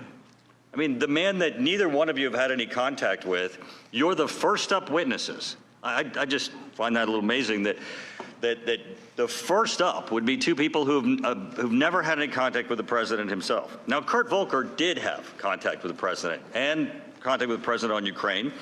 Mr. Ambassador Taylor, you said that he's a man of highest integrity. Well, I know Kurt Volker, and I know he served as the NATO ambassador. He served as the director of the McCain Institute. He's the highest professional ethics, one of the most knowledgeable people about Europe. He's absolutely a truthful man. Mr. Kent, would you agree with Ambassador Taylor that he's of the highest integrity? I believe Kurt Volker has served the U.S. as a public servant very well.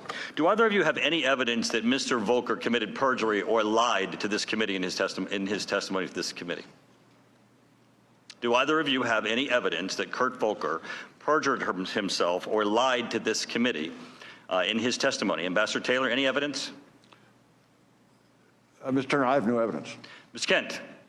I believe Ambassador Volker's deposition was over 400 pages, and I don't have it in front of me, so I can't make a judgment. But you have no evidence that he lied or perjured himself. I have no right, basis Kent? to make that judgment, no, Great. sir. Well, we're not in a court, gentlemen, and if we were, the Sixth Amendment would apply, and so would rules on hearsay and opinion, and most of your two testimonies would not be admissible whatsoever. But I understand in your profession you deal in words of understanding, words of beliefs and feelings, because in your profession, that's what you work with to try to pull together policy and to go in and out of meetings to try to formulate opinions that affect other people's decision-making. Ambassador Taylor, have you ever prepared for a meeting with the president or a prime minister of a country where you were told one thing before you went into the meeting as to what it was to be about, and the meeting be about another thing? Or you get in there and the beliefs or opinions of the president or the prime minister were other than you believed? Mr. Turner, you're asking if I ever learned something new in a Have you ever walked in with a belief that you thought about the country that you were serving in and find out that they were wrong? I learned something in every meeting, Mr. Turner, but Well, Ambassador Taylor, the reason why the Sixth Amendment doesn't allow hearsay is because it's unreliable. It's unreliable because frequently it's untruthful. It is not factual. It might be beliefs or understandings. Ambassador, you testified about a number of things that you heard. Isn't it possible that the things that you heard were not true, that some of the beliefs and understandings that you had are not accurate, that in fact you're mistaken about some of the things that you testified today on a factual basis versus a professional assessment? Mr. Turner, I'm here to tell you what I know. I'm not going to tell you anything I don't know. I'm going to tell you everything that I do know. But since you learned it from others, that's exactly you could be wrong, right? Why I'm Taylor? here. But since you learned it from others, you could be wrong, correct?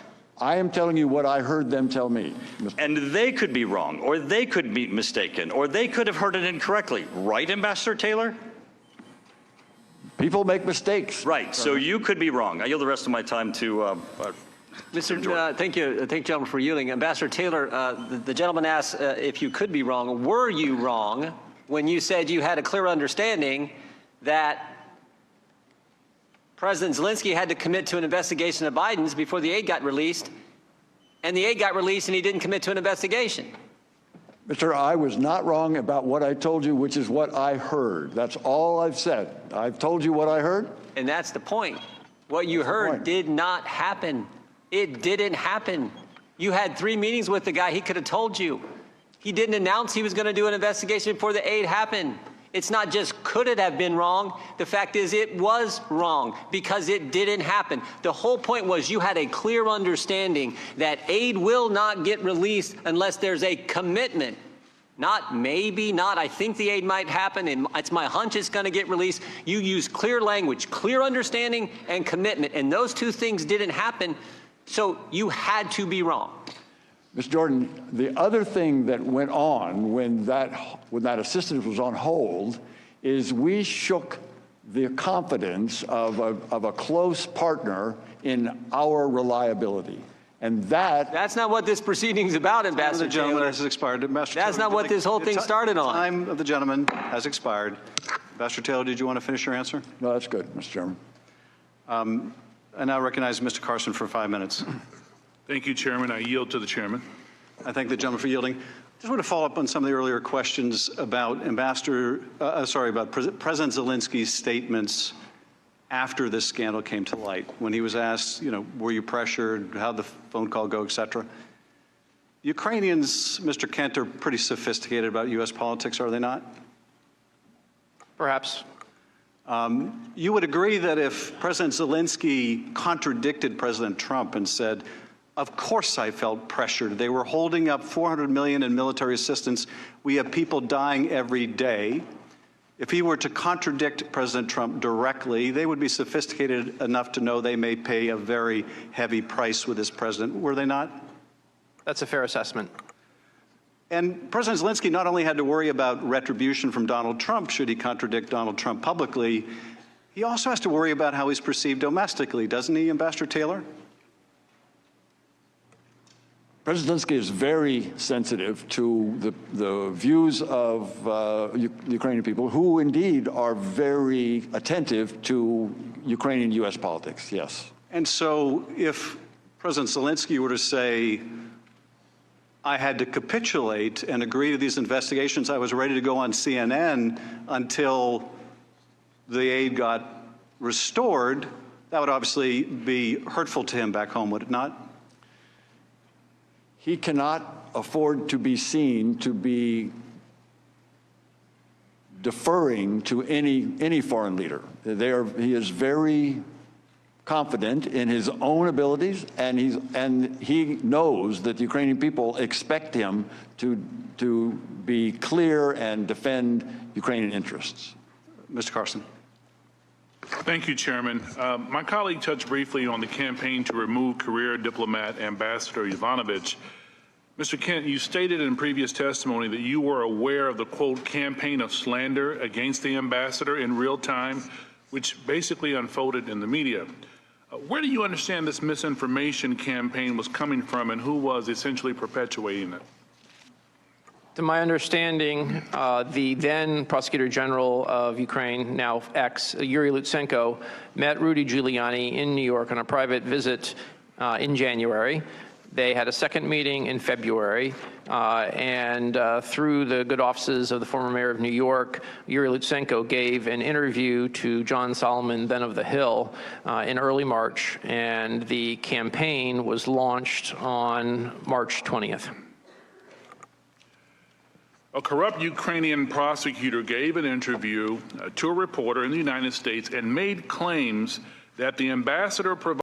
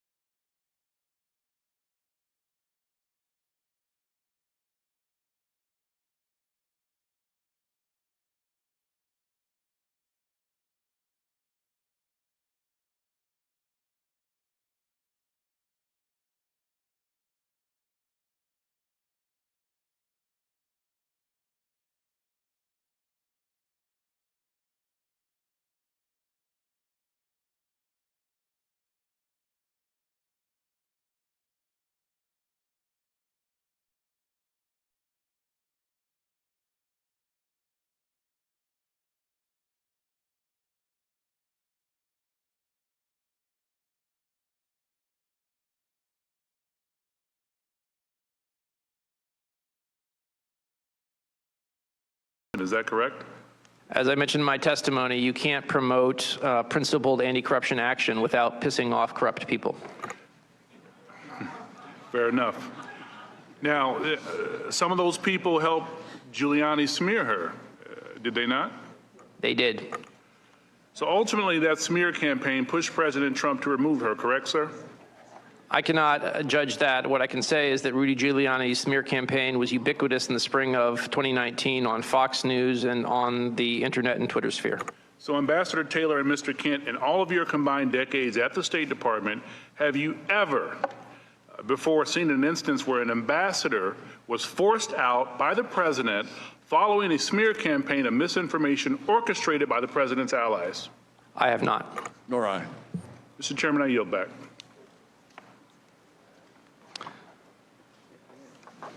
Dr. Wenstrick. Thank you, Mr. Chairman. Mr. Taylor, this should be easy because I'm going to use a lot of your words from the previous deposition as we go forward. In your deposition, you spoke of support for Ukraine and its relationship to the United States and how much you support that. In 2014, you, and I'm quoting this, urged Obama administration to provide lethal defensive weapons in order to deter further Russian aggression. Did the Obama administration provide lethal weapons? No, sir. They provided MREs and blankets and things like that. In your deposition, you also said President Obama's objection was because it might provoke the Russians. And in fact, you testified in your deposition that the Obama administration didn't have a good argument since Russia had already provoked and they have invaded Ukraine. Is that correct? That's correct, sir. It's a shame he didn't take the advice of a combat veteran like you, sir. Someone who understands what deterrence provides, because a lot of Ukrainian lives could have been saved if he had taken your advice. In your deposition, you said, and I quote, you were happy with Trump administration's assistance. and it provided both lethal and financial aid, did it not? It did, sir. And you also stated that it was a substantial improvement. Is that correct? That's correct, sir. So now we're providing javelins, which kill Russian tanks. MREs and blankets do not do that.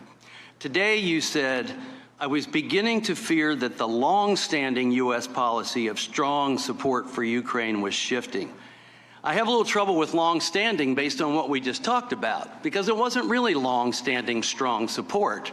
It seems to me the strong support came with this administration. Would you agree with that, sir?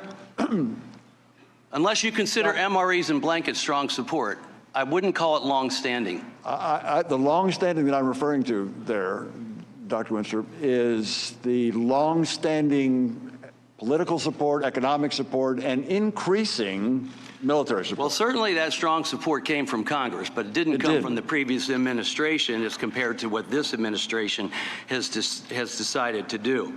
The strong support came with this administration, not the Obama administration. And maybe now we understand what President Obama meant when he told Russian President Medvedev that he'd have more flexibility after his election. Maybe that flexibility was to deny lethal aid to the Ukraine, allowing Russia to march right in and kill Ukrainians.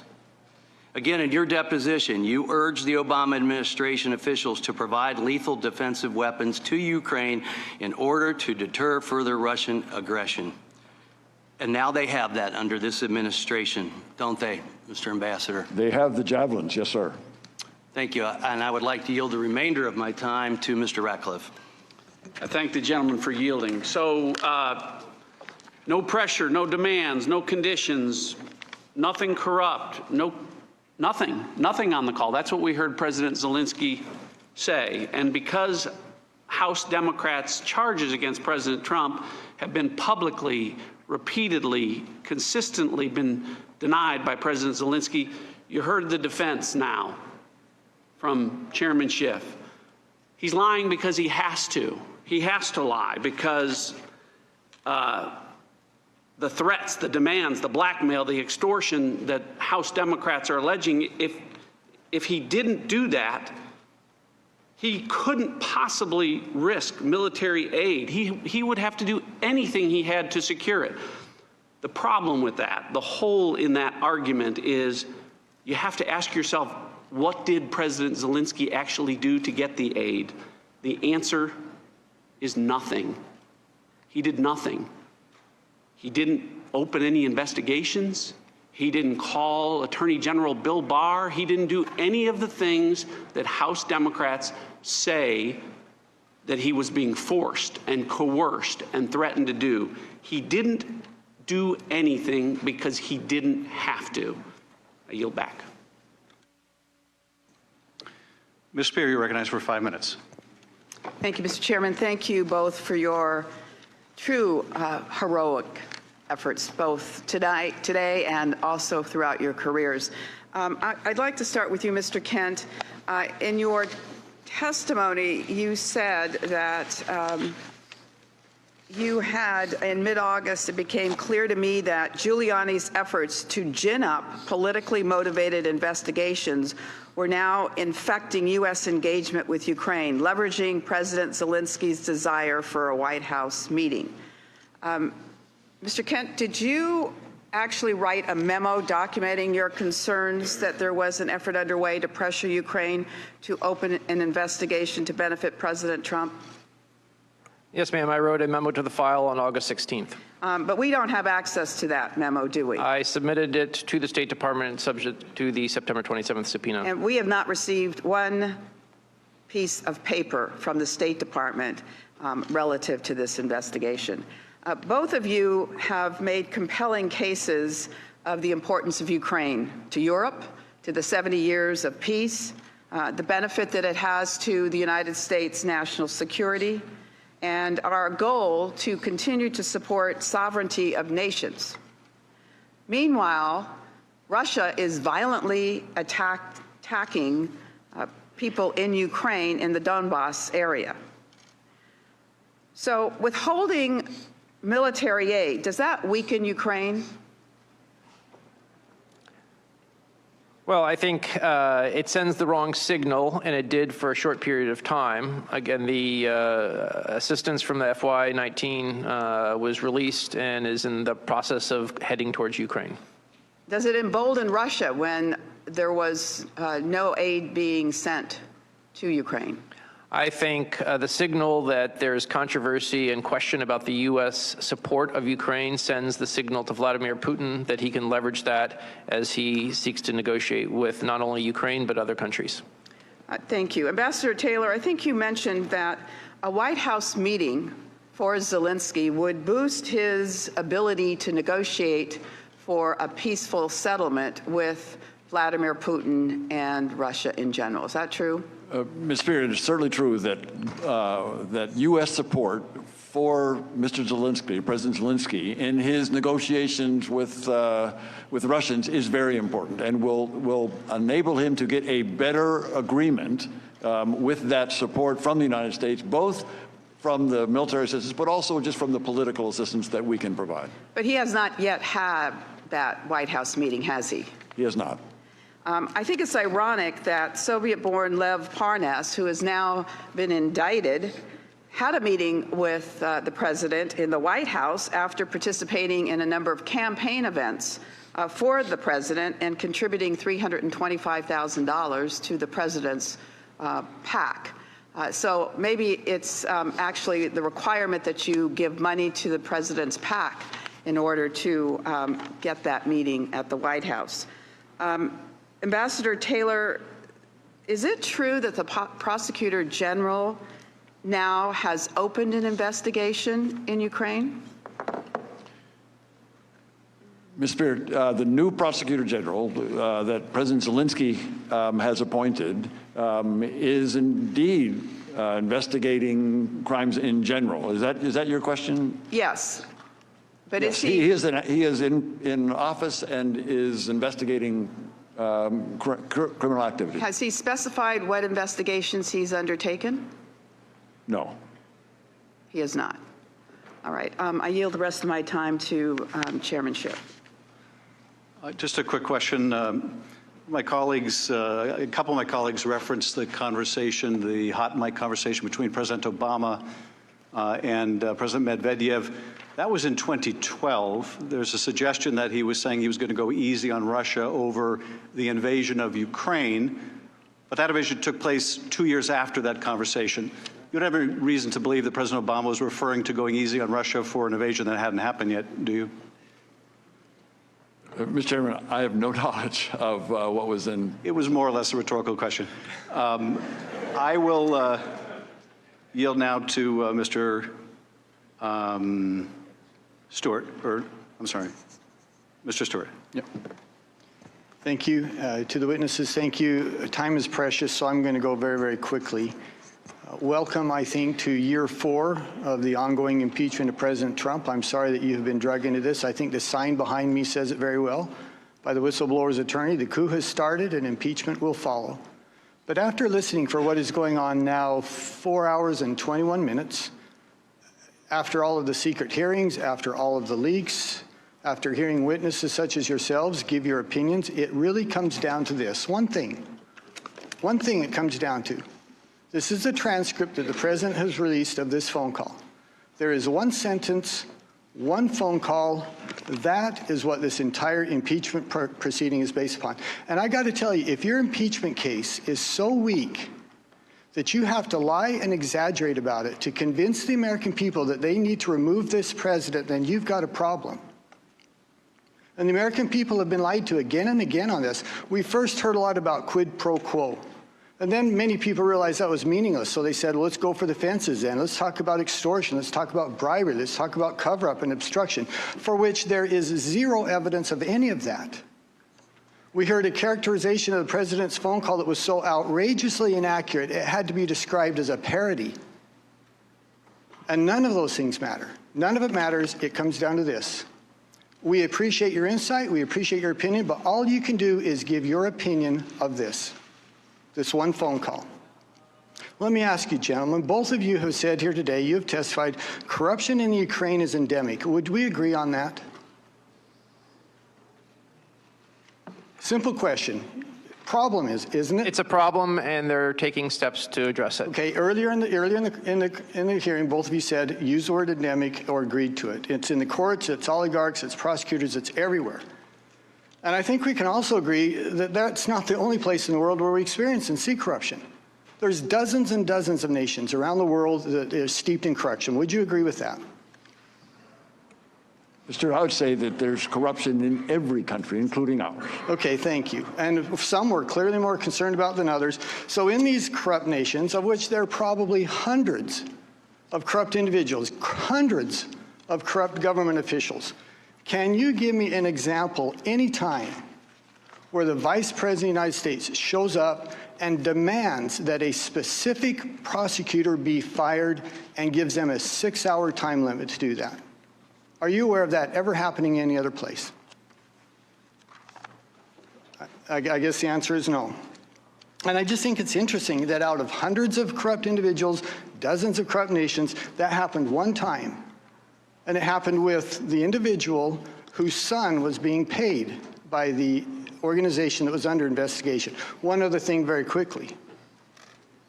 If someone was a candidate for a political office, even for President of the United States, should they be immune from investigation? No one is above the law, sir. Thank you. I agree with that. I think we all would agree with that. And yet I think some presume that because some of the individuals we're talking about here were candidates, that they are immune from any questions or any investigation. I think it's absurd. For heaven's sakes, if those of us in public office, those of us who find ourselves up for re-election or all the time as a candidate, I think we have a higher standard, not immunity from asking these types of questions. The last thing, then I'm going to yield my time. Availability of funds. I'm quoting from the NDAA in 2019. The language is specific. Availability of funds under assistance to the Ukraine, it has to be certified. And what has to be certified? Quote, for the purposes of decreasing corruption.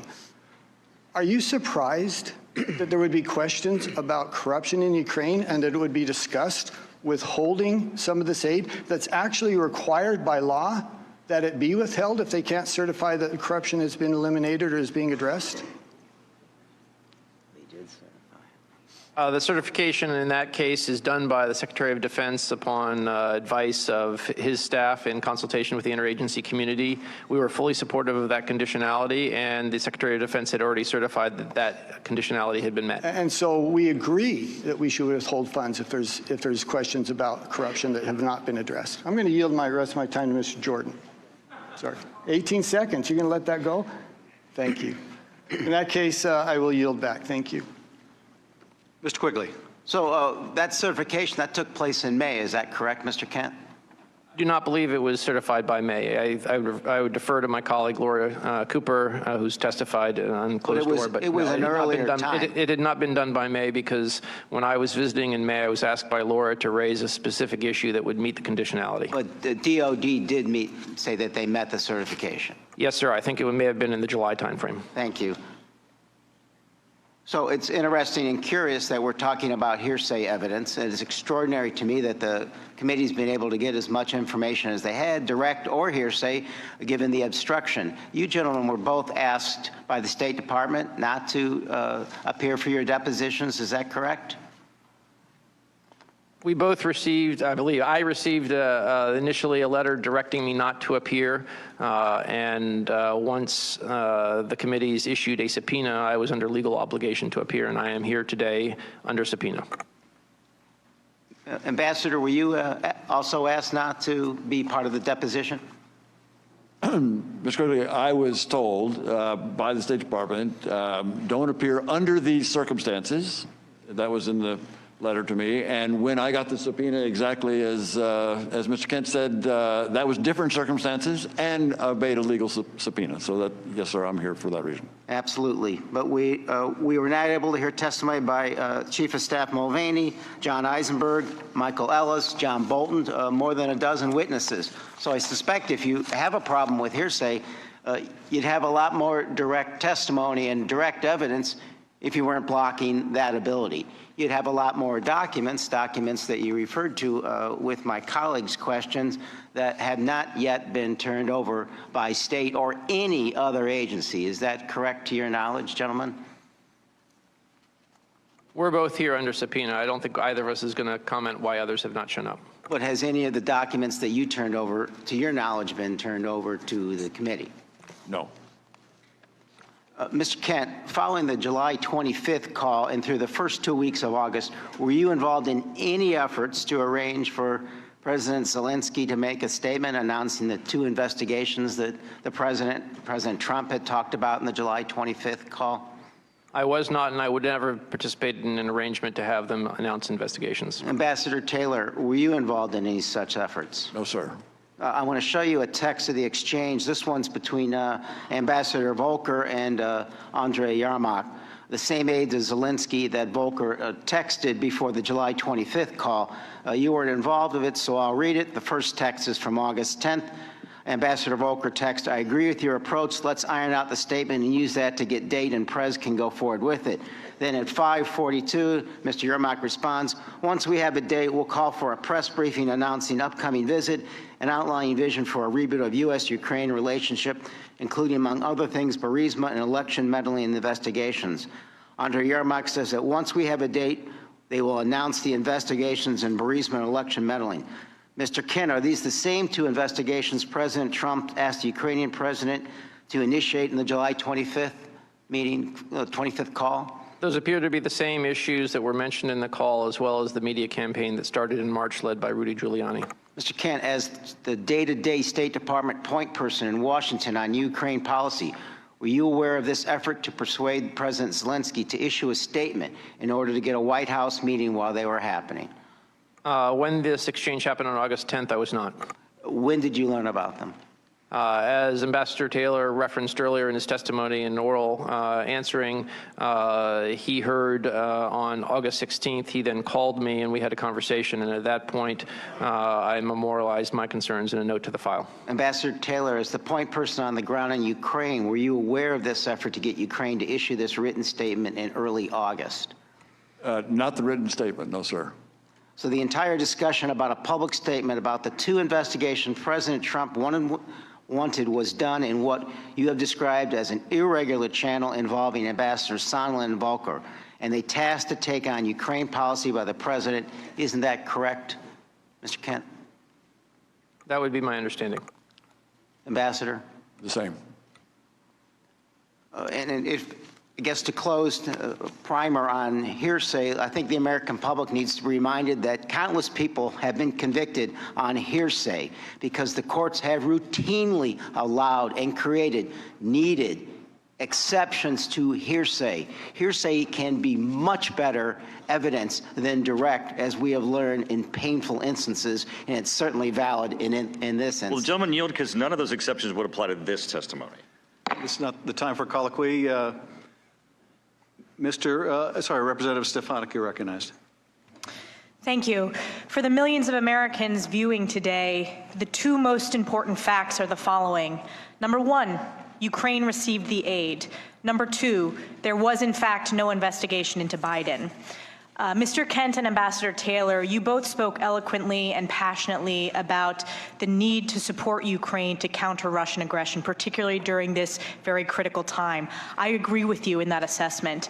And isn't it the case that the Trump administration has indeed provided substantial aid to Ukraine in the form of defensive lethal aid, correct? That is correct. And that is more so than the Obama administration, correct? The Trump defensive lethal aid? Yes. And in the transcript of the president's July 25th call with President Zelensky tells Trump they are ready to buy more javelins. This is indeed the most effective weapon for fighting insurgent armor Russian tanks. Is that correct? That is correct. And those javelins were not made available to Ukraine under the Obama administration? The javelins were not made available? They were not. Correct. Shifting gears to corruption. One of the themes here today is that of rooting out corruption, which is an important tool for the president as we provide taxpayer-funded aid to foreign countries. Mr. Kent, you would characterize Ukraine as having long-standing corruption issues, correct? I did.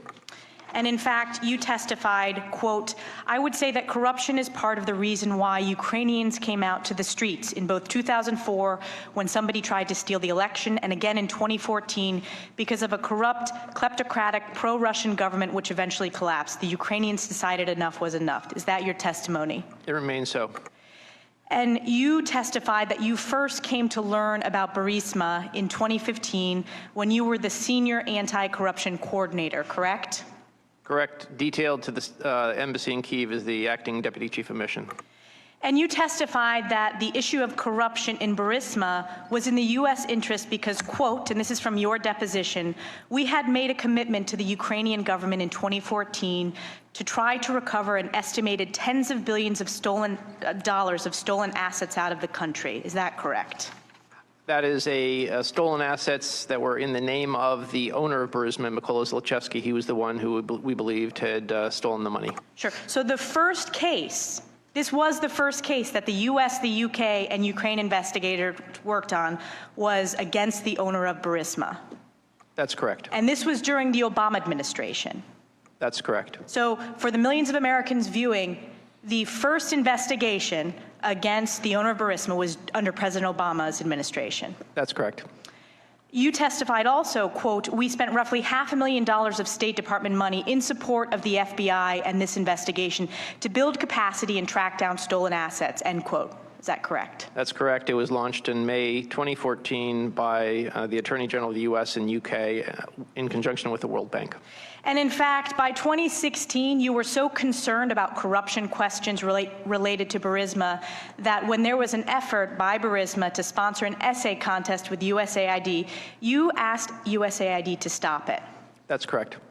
And you testified that it was because, quote, Burisma had a poor reputation in the business and that you didn't think it was appropriate for the U.S. government to be co-sponsoring something with a company that had a bad reputation.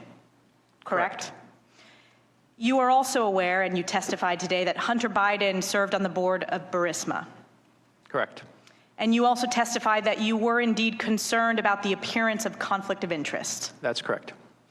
And broadly, this is very important, you testified in your deposition that when the State Department evaluates foreign assistance, it is appropriate for them to look at levels of corruption in countries.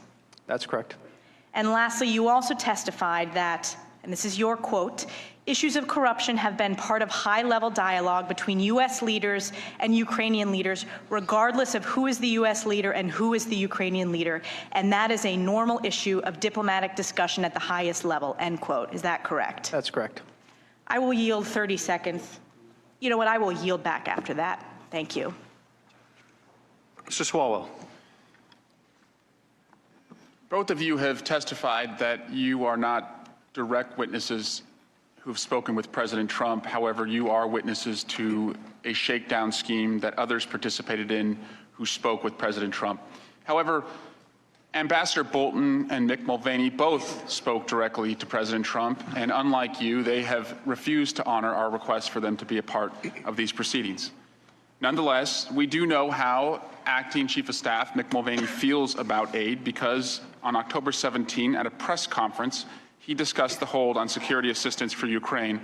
Ambassador Taylor, I'd like you to listen to what he said.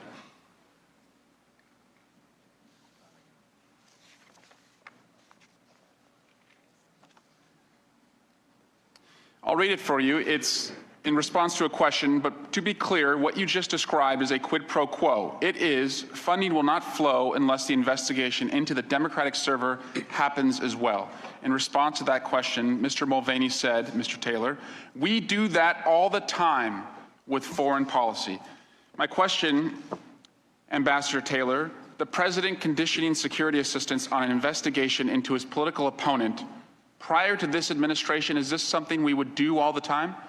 No, sir. Why not? We condition assistance on issues that will improve our foreign policy, serve our foreign policy, ensure that taxpayers' money is well spent. Those are and those conditions are either coming from the Congress or from policy decisions stemming from authority Congress has given us to make sure that the taxpayers' money is well spent, or that the receiving country takes the actions in our national interest. And you described in your text message exchanges that engaging in a scheme like this is, quote, crazy. Can we also agree that it's just wrong? Yes. Why is it wrong?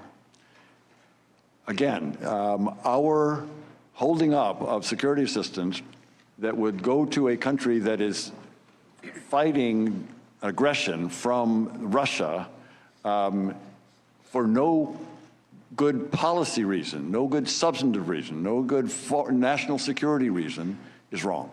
Mr. Mulvaney in the same news conference said, quote, if you read the news reports and you believe them, what McKinley said yesterday, well, McKinley said yesterday that he was really upset with the political influence in foreign policy. That was one of the reasons he was so upset about this. And I have news for everybody. Get over it. There's going to be political influence in foreign policy. Ambassador Taylor, should we get over it?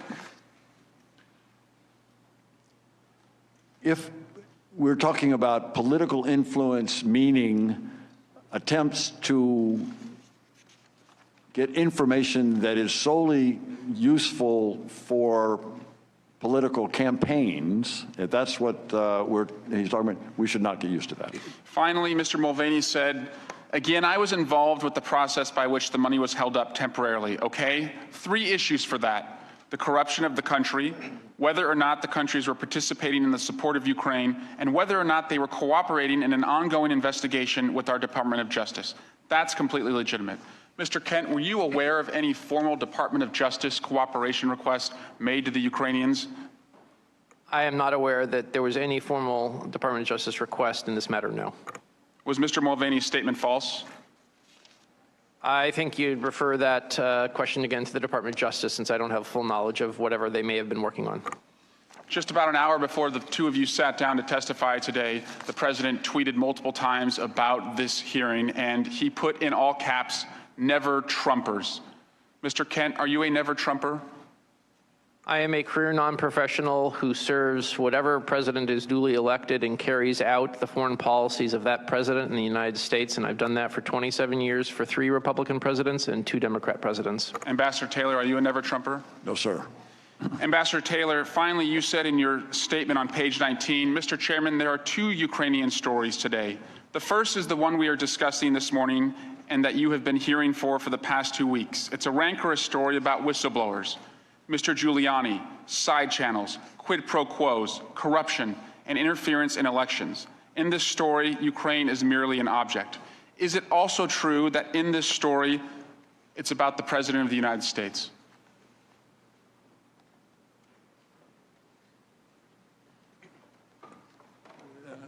Mr. Sawal, I'm here to tell you what I know, and I'm here to tell you what I heard.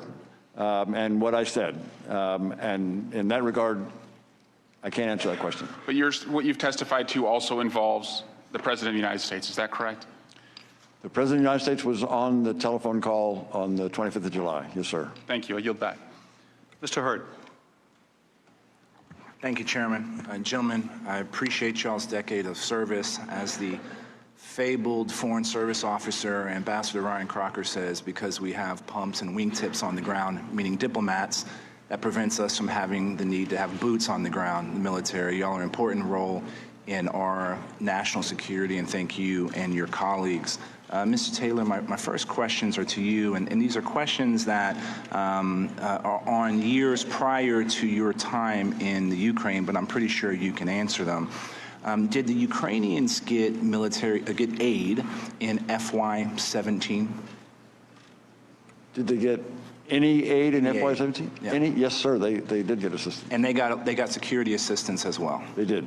And if I said that number was circa, in military assistance, around 270 million, would that probably be accurate? Mr. Close. About right. Yeah. Did they get aid in FY18? Yes, sir. including security assistance. Including security assistance. We've already talked about the Javelins, the anti-tank missiles that they were not able to purchase in previous administrations.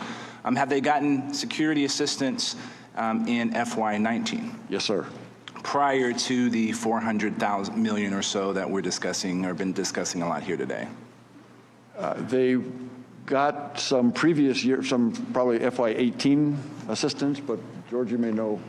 It takes a while once money is obligated to actually reach the country. There were 2 island-class ships that just arrived in the port of Odessa, and that was with prior year money. So there's about a lag of a year. My point is that we have been supporting the Ukrainians under this administration in order to help them kick out the Russians who invaded their country. Yes, sir. 100%. Ambassador Taylor, you earlier testified that Ukrainian officials did not become aware of potential U.S. assistance being withheld until August 29th. Is that accurate? That's my understanding, Mr. Hurd. Would you find it surprising if a Ukrainian official knew about that sooner and did not contact you? I can answer that. It was only after August 29th, when the political argument, that I got calls from several of the Ukrainian officials. Good copy. Mr. Kent, had you had any Ukrainian official contacting you concerned about, when was the first time a Ukrainian official contacted you concerned about potential withholding of U.S. aid?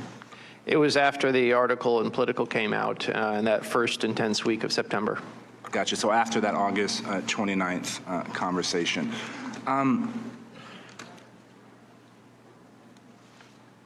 There's a lot of talk about Rudy Giuliani and who he was and wasn't meeting. Do we know or have an idea of the Ukrainian officials that he was meeting with over the last couple of years? I don't, sir. Have you had any Ukrainian officials call you after a meeting with Rudy Giuliani concerned about the nature or the context of that conversation? Yes. Mr. Yermak has expressed concern about his interactions with Mr. Giuliani. And I believe that meeting was somewhere in late August. Is that correct? It was. There were meetings and there were, I think, also phone calls.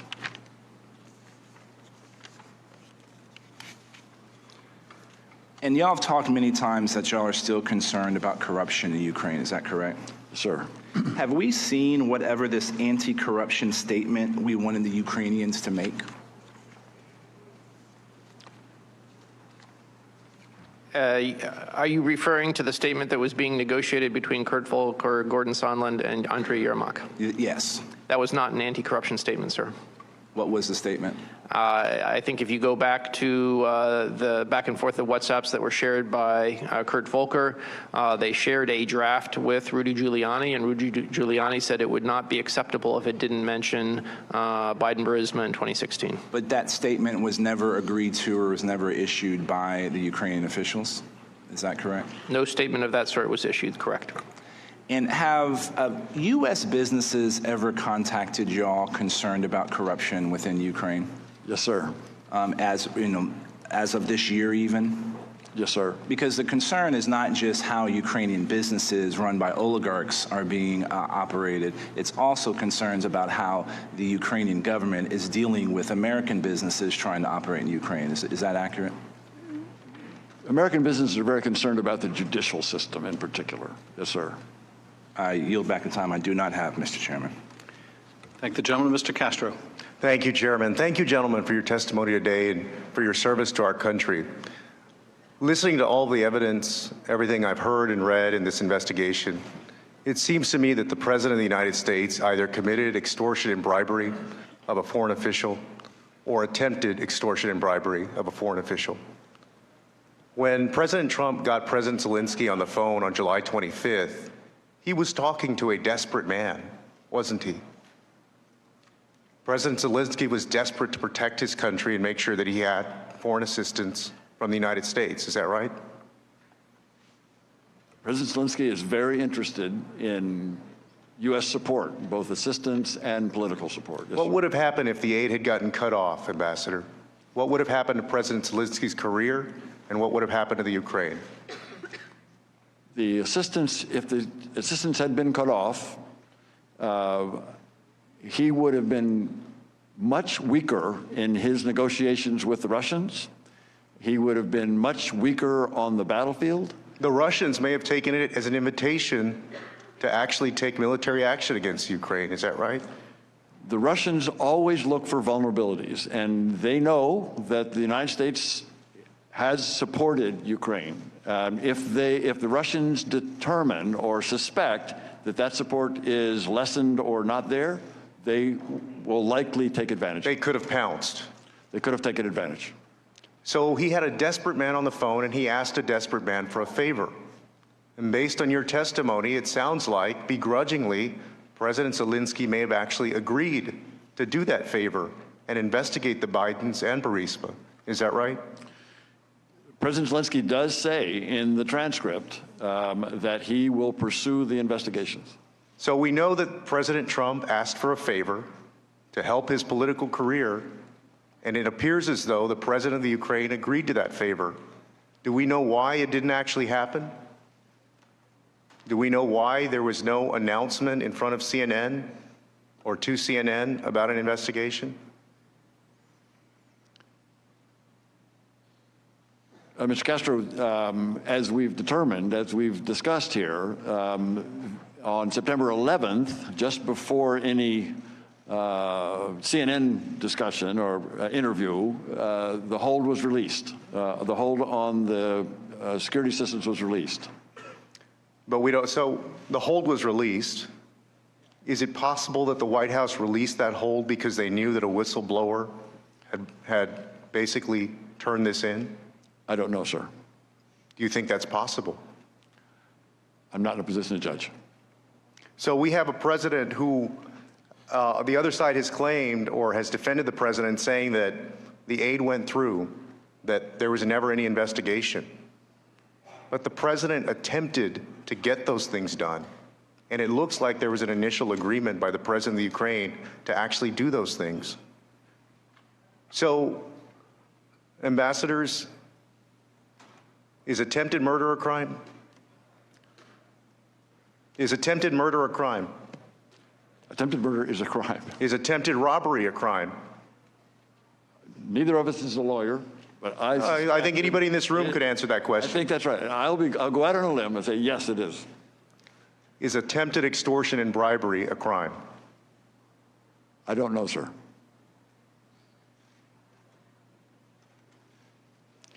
In the minute that I have left, I want you to speak to the nation about what's at stake, Ambassador Kent.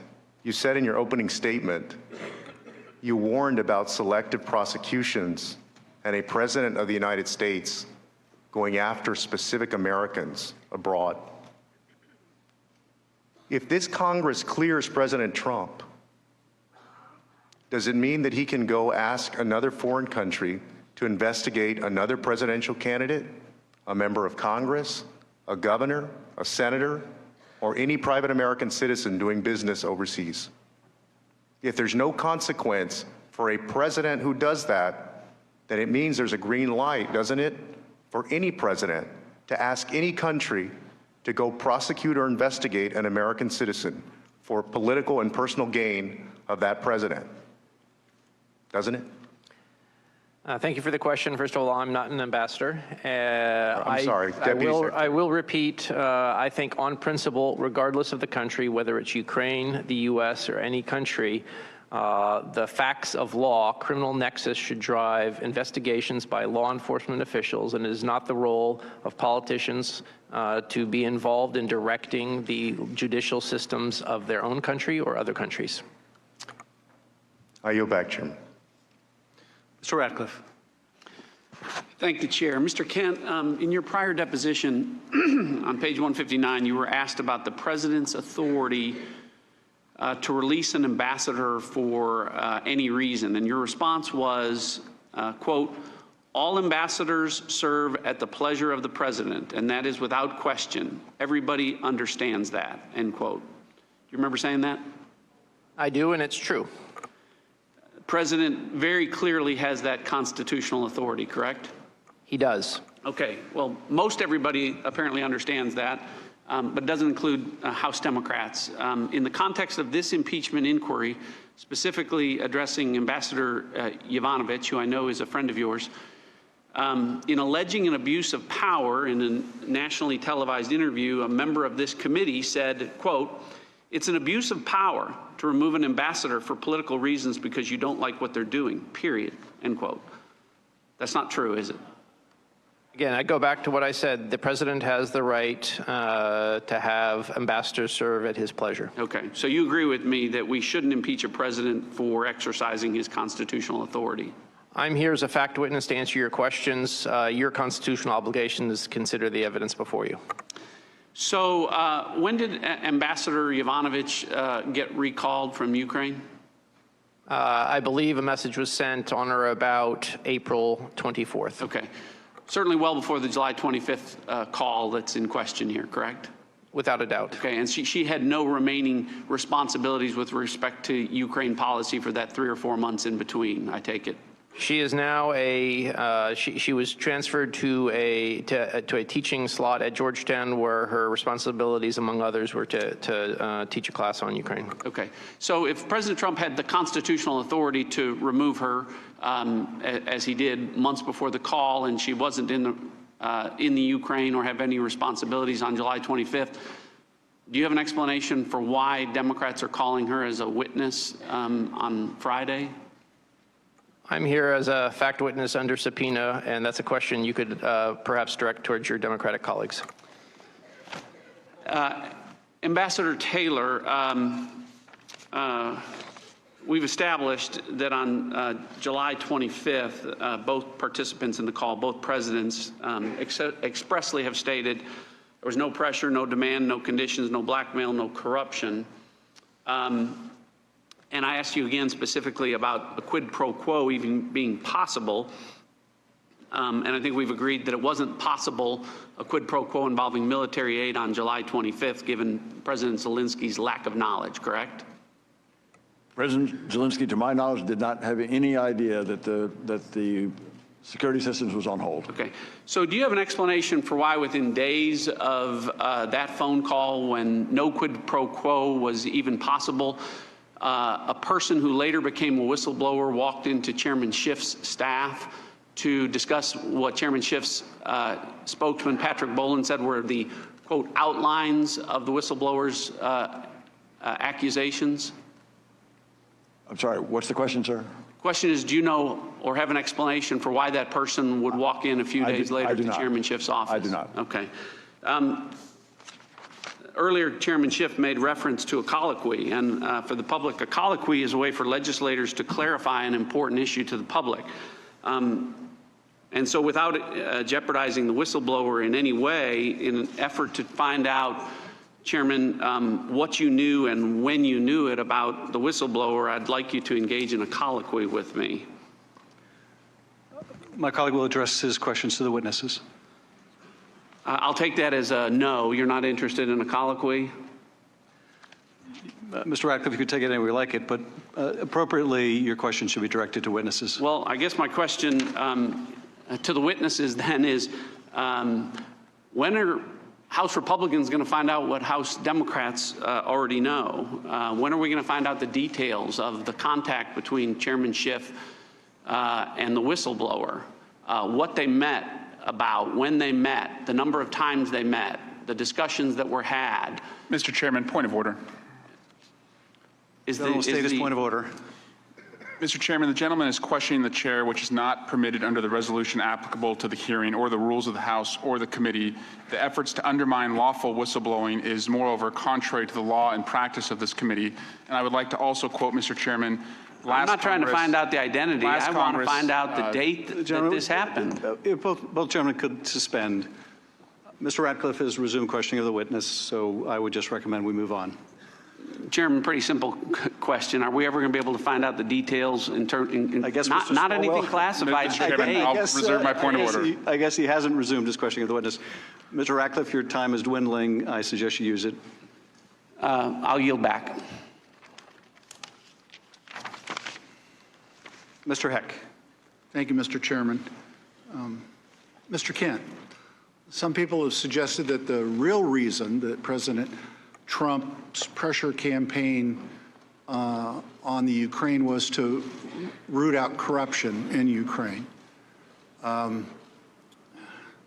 gone back and read the memorandum of call 2 or 3 times, actually, and I don't recall a single instance where the president ever used the word corruption nor the word corrupt. I know in answer to the chairman's opening questions, you indicated you had gone back and read it about a month ago. Do you recall the president in that July 25th phone call with President Zelensky ever uttering the word corrupt or corruption? I don't recall, but it would be a matter of record now that it's been released. And as a matter of record, he didn't, but he did manage to find time to mention his potential political rival in 2020. You also answered in response to the question from Mr. Himes that you've been working on the issue of corruption literally for decades. I thank you for that on behalf of the American people. And indeed, on October 15th, you testified about longstanding U.S. policy meant to combat corruption in the Ukraine, championed by people such as former Ambassador Maria Yovanovitch. But, Mr. Kent, is it not true that rather than fighting corruption in general in Ukraine, that what President Trump actually did was unceremoniously recall and remove Ambassador Yovanovitch from her post in Ukraine? I would say, first of all, as I repeated before, the president has the right to recall ambassadors. It remains a matter of policy of the United States towards Ukraine to help them overcome a legacy of corruption and creating new institutions. And much of what we've been discussing today, which involved an irregular channel, was a request that went against U.S. policy that would have undermined the rule of law and our longstanding policy goals in Ukraine, as in other countries in the post-Soviet space. Those policies which were indeed championed by Ambassador Yovanovitch. You also testified on October 15th in the deposition about fundamental reforms necessary for Ukraine to fight corruption and to transform the country. And you cited the importance of reforming certain institutions, notably the Security Service and the Prosecutor General's office. Was investigating President Trump's political opponents a part of those necessary reforms? Was it on that list of yours, sir, or indeed was it on any list? No, they weren't. In fact, historically, is it not true that a major problem in the Ukraine has been its misuse of prosecutors precisely to conduct investigation of political opponents? That's a legacy, I dare suggest, from the Soviet era, when, as you stated in your testimony, prosecutors like the KGB were, and I quote you now, instruments of oppression. Is that I said correct, that, sir? and I believe it's true. So finally, Mr. Kent, for as long as I can remember, U.S. foreign policy has been predicated on advancing principled interest in democratic values, notably freedom of speech, press, assembly, religion, free, fair, and open elections, and the rule of law. Mr. Kent, when American leaders ask foreign governments to investigate their potential rivals, doesn't that make it harder for us to advocate on behalf of those democratic values? I believe it makes it more difficult for our diplomatic representatives overseas to carry out those policy goals, yes. How is that, sir? Well, there's an issue of credibility. They hear diplomats on the ground saying one thing, and they hear other U.S. leaders saying something else. Ambassador Taylor, would you agree with that, sir? I would. Is there anything you'd like to add about how it might make it more difficult for you to do your job, sir? Our credibility is based on a respect for the United States. And if we damage that respect, then it hurts our credibility and makes it more difficult for us to do our jobs. Anyone looking at the facts can see what happened was an abuse of power. Anyone looking at the facts can see that what happened was unethical. Anyone looking at the facts can see, anyone looking at the facts can see that what went on was just plain wrong. I yield back, Mr. Chairman. Mr. Jordan. Thank you, Mr. Chairman. 55 days. 55 days between July 18th and September 11th that there was a delay on sending hard-earned tax dollars of the American people to Ukraine. We're not talking any country, we're talking Ukraine. Ernst & Young said one of the 3 most corrupt countries on the planet. Our witness on Friday, she testified in her deposition. Corruption is not just prevalent in Ukraine, it's the system. So our president said, time out. Time out. Let's check out this new guy. Let's see if Zelensky's the real deal. This new guy who got elected in April, whose party took power in July. Let's see if he's legitimate. Now keep in mind, as has already been discussed, in 2018, President Trump had already done more for Ukraine than Obama did. That's right. President Trump, who doesn't like foreign aid, who wanted European countries to do more, who knew how corrupt Ukraine was, did more than Obama because he gave him javelins. Tank-busting javelins to fight the Russians. Our witnesses have said this, others have said this. Obama gave him blankets, Trump gave him missiles. But when it came time to check out this new guy, President Trump said, let's just see if he's legit. So for 55 days, we checked him out. President Zelensky had 5 interactions with senior U.S. officials in that time frame. One was, of course, the phone call, the July 25th phone call between President Trump and President Zelensky. And there were 4 other face-to-face meetings with other senior U.S. officials. And guess what?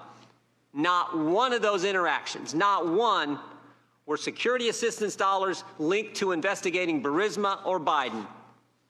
But guess what did happen in those 55 days? U.S. senators, Ambassador Bolton, Vice President Pence, all became convinced that Zelensky was, in fact, worth the risk. He was, in fact, legit and the real deal and a real change. And guess what? They told the president, he's a reformer, release the money. And that's exactly what President Trump did.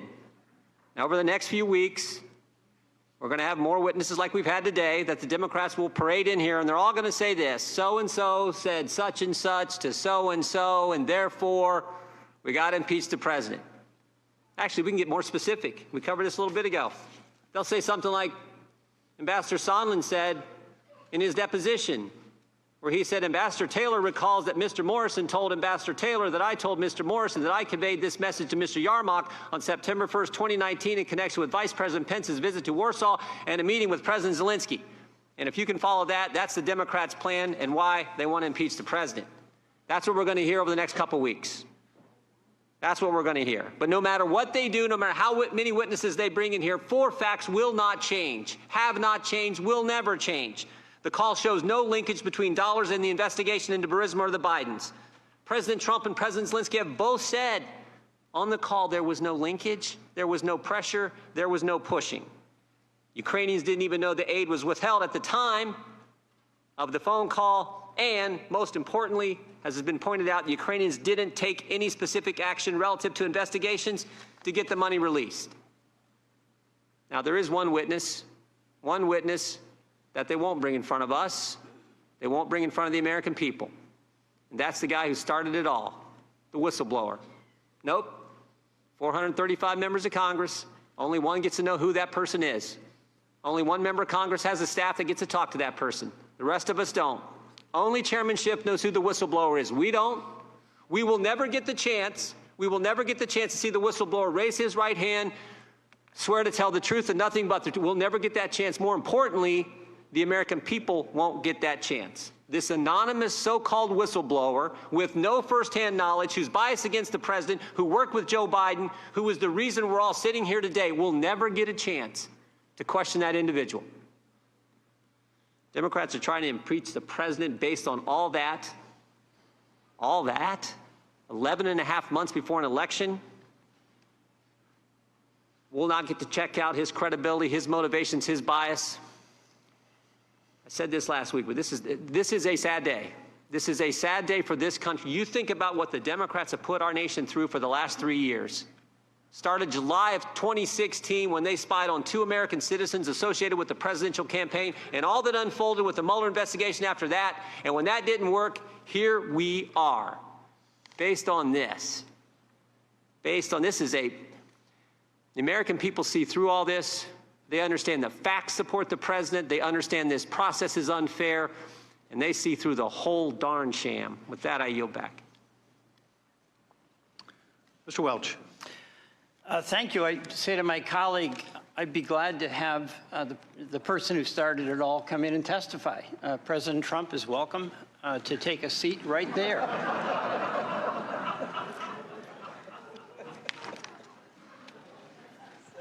You know, the question here is not a dispute about the enormous power that a president has. The question is whether, in this case, there was an abuse of that power.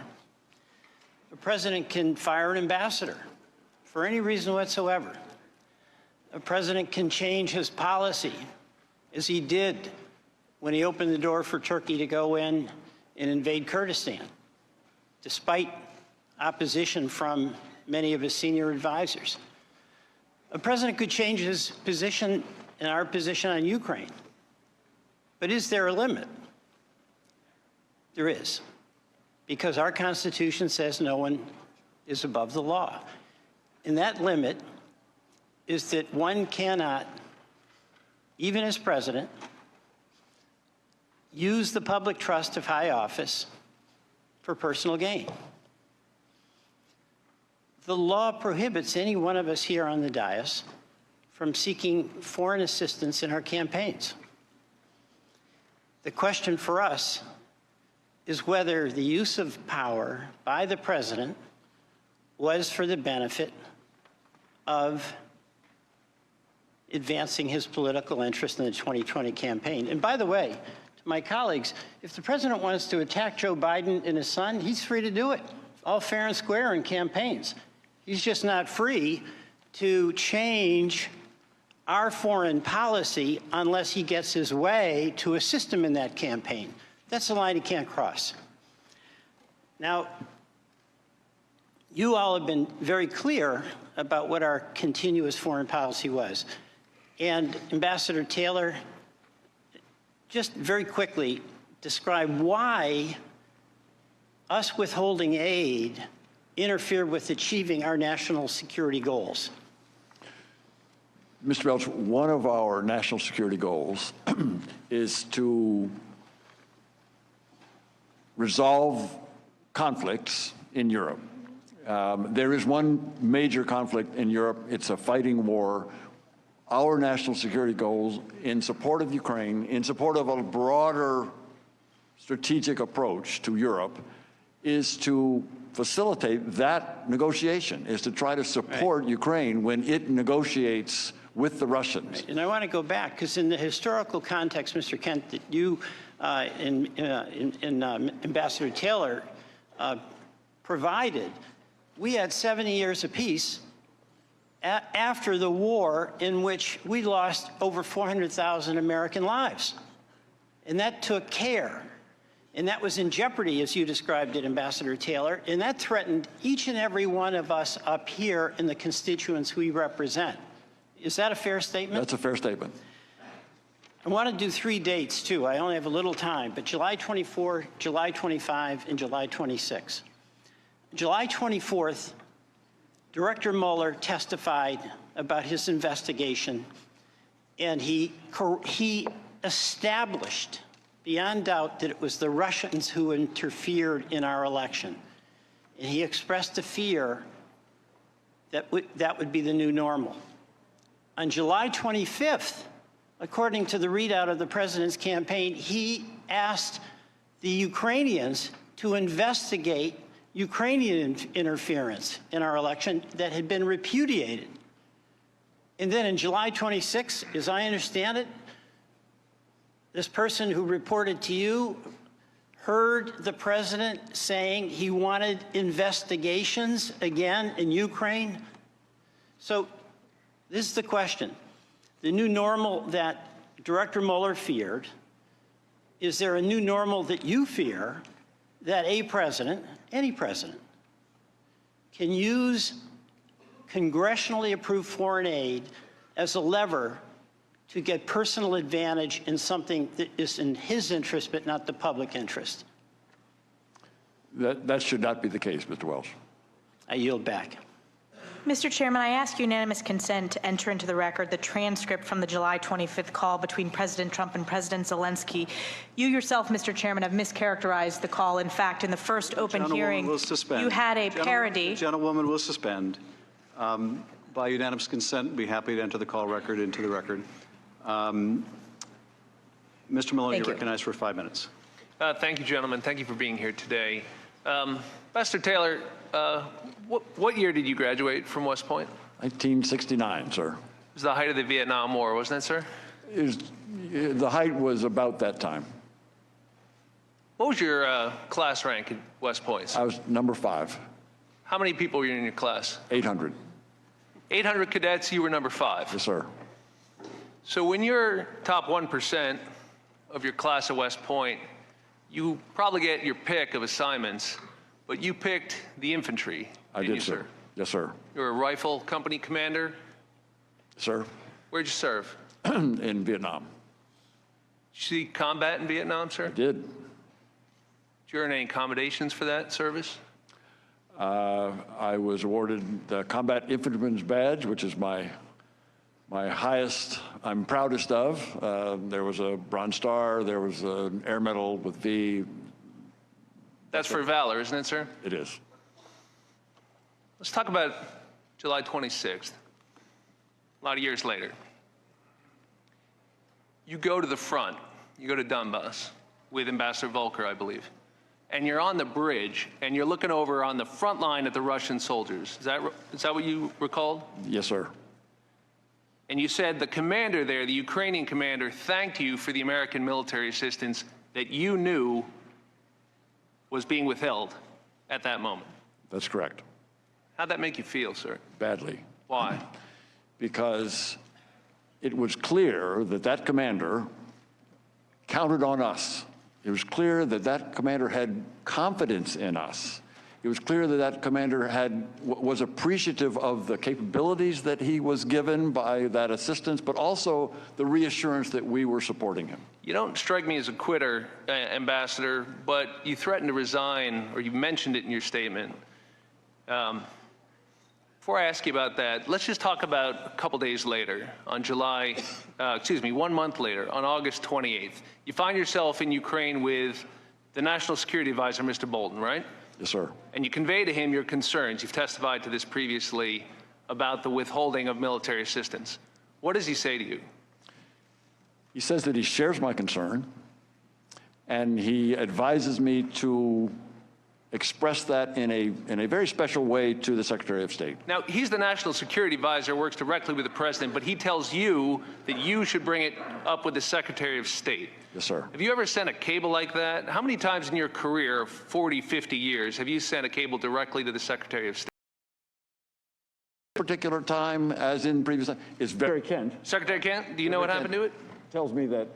Yeah, I was on vacation when his cable came in, but my understanding is it made it to its recipient, intended recipient, Secretary Pompeo. And we know Secretary Pompeo was on the call a month earlier on July 25th. It's not like he's in the dark about any of this. What do you do with it? I honestly can't say for sure what happened with the cable once the message was brought in at the highest level.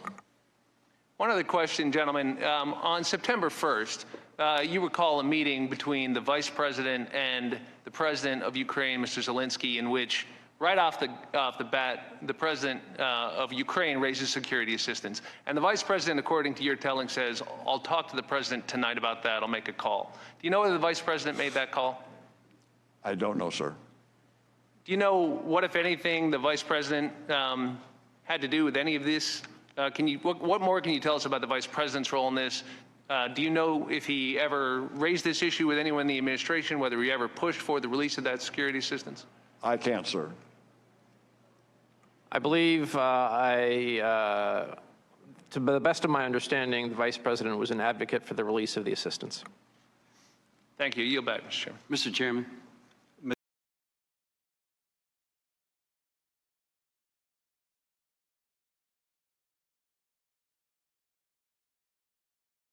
Ms. Demings, you're Mr. Chairman, I have a unanimous consent request. The gentleman will state his request.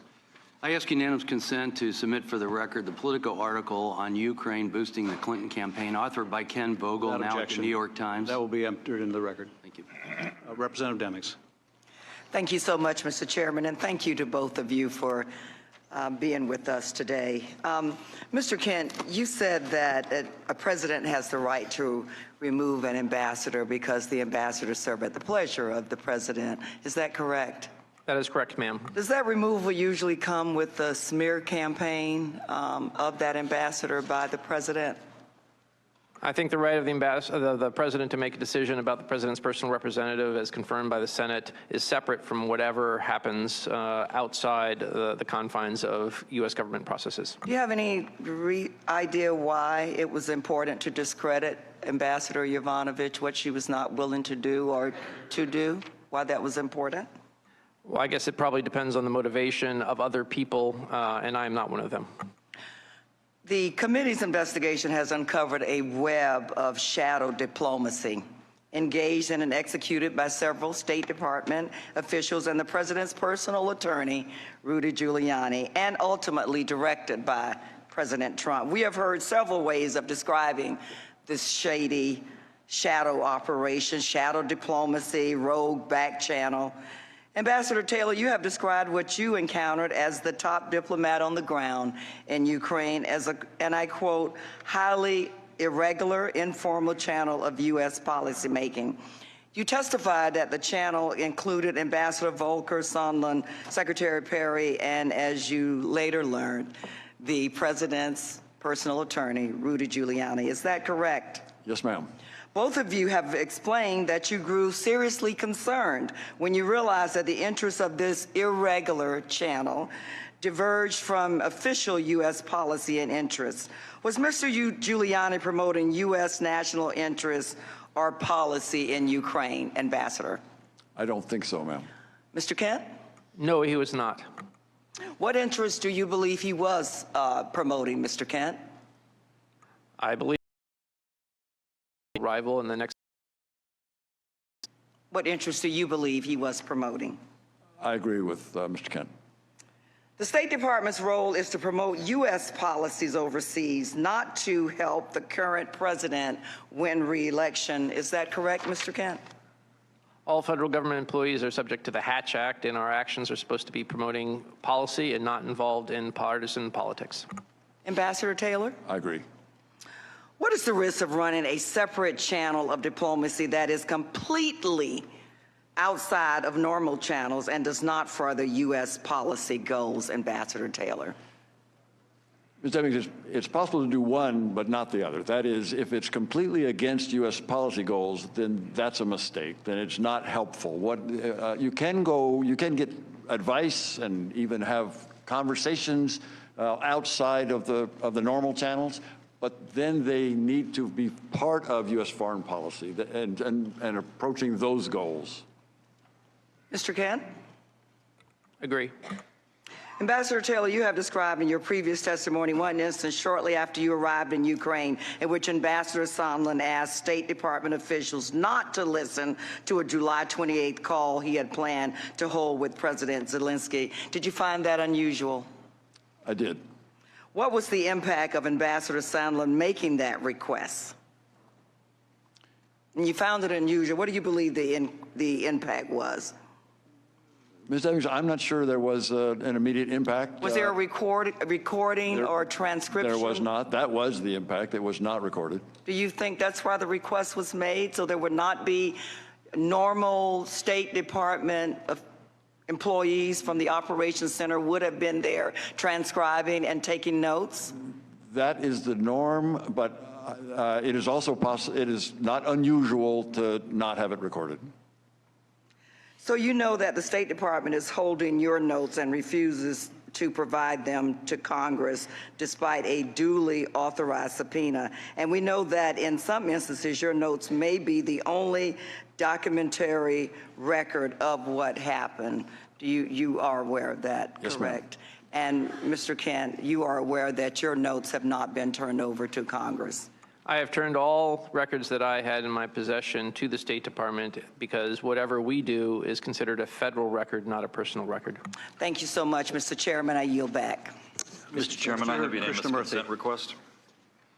Gentleman will state his request. I have a New York Times op-ed stating why President Obama should have done more in investing in Ukraine by a trio of ambassadors, which includes William Taylor. Without objection, that will be admitted into the record. Mr. Krishnamurthy. Good afternoon, gentlemen. I'd like to walk you through a couple points raised by my colleagues on the other side. One is they claim that the July 25th call summary shows no evidence of pressure on the Ukrainian government. In fact, they argue the Ukrainians did not feel any pressure at any time to comply with any of President Trump's requests for investigations. In fact, Ambassador Taylor, at your deposition in October, you stated that due to the hold that President Trump placed on aid to the Ukrainians became, quote unquote, desperate. Isn't that right? In August, they did not know, as far as I'm aware, but at the end of August, the article came out. In September, the Minister of Defense, for example, came to me, I would use the word desperate, to figure out why the assistance was being held. He thought that perhaps if he went to Washington to talk to you, to talk to the Secretary of Defense, to talk to the President, he would be able to find out and reassure, provide whatever answer was necessary to have that assistance released. In fact, my colleagues on the other side suggest that President Zelensky personally did not feel any pressure at any time, and yet later on in September, he finally relented in a conversation with Gordon Sondland, according to your deposition, in which he agreed to make a statement on CNN. Isn't that right? He had planned to make a statement on CNN, yes, sir. My colleagues also say that the hold on U.S. security assistance was lifted on September 11th without any investigations happening on the part of the Ukrainians, and therefore everything ended up fine in the end. However, Mr. Kent, as you know, the House Intelligence, Foreign Affairs, and Oversight Committees began this current investigation leading to the proceedings today on September 9th. In fact, it was only 2 days after this particular set of committees began their investigations that the Trump administration eventually released the military aid, correct? That is a timeline, yes. Mr. Ambassador Taylor, between the time of your October deposition and now, did anyone from the Trump administration contact you about your appearance before the committee today? No, sir. How about you, Mr. Kent? No, sir. Ambassador Taylor, I would like to turn to a word that by my count you used 13 times in your opening statement, and that word is concern. You were concerned that aid was being conditioned on political investigations, isn't that right? Yes, sir. You were concerned that irregular channels of diplomacy were being used in our foreign policy in the Ukraine, right? Yes, sir. Ambassador Taylor, can you rule out the possibility that these irregular channels of diplomacy are being used in other countries where we conduct foreign policy?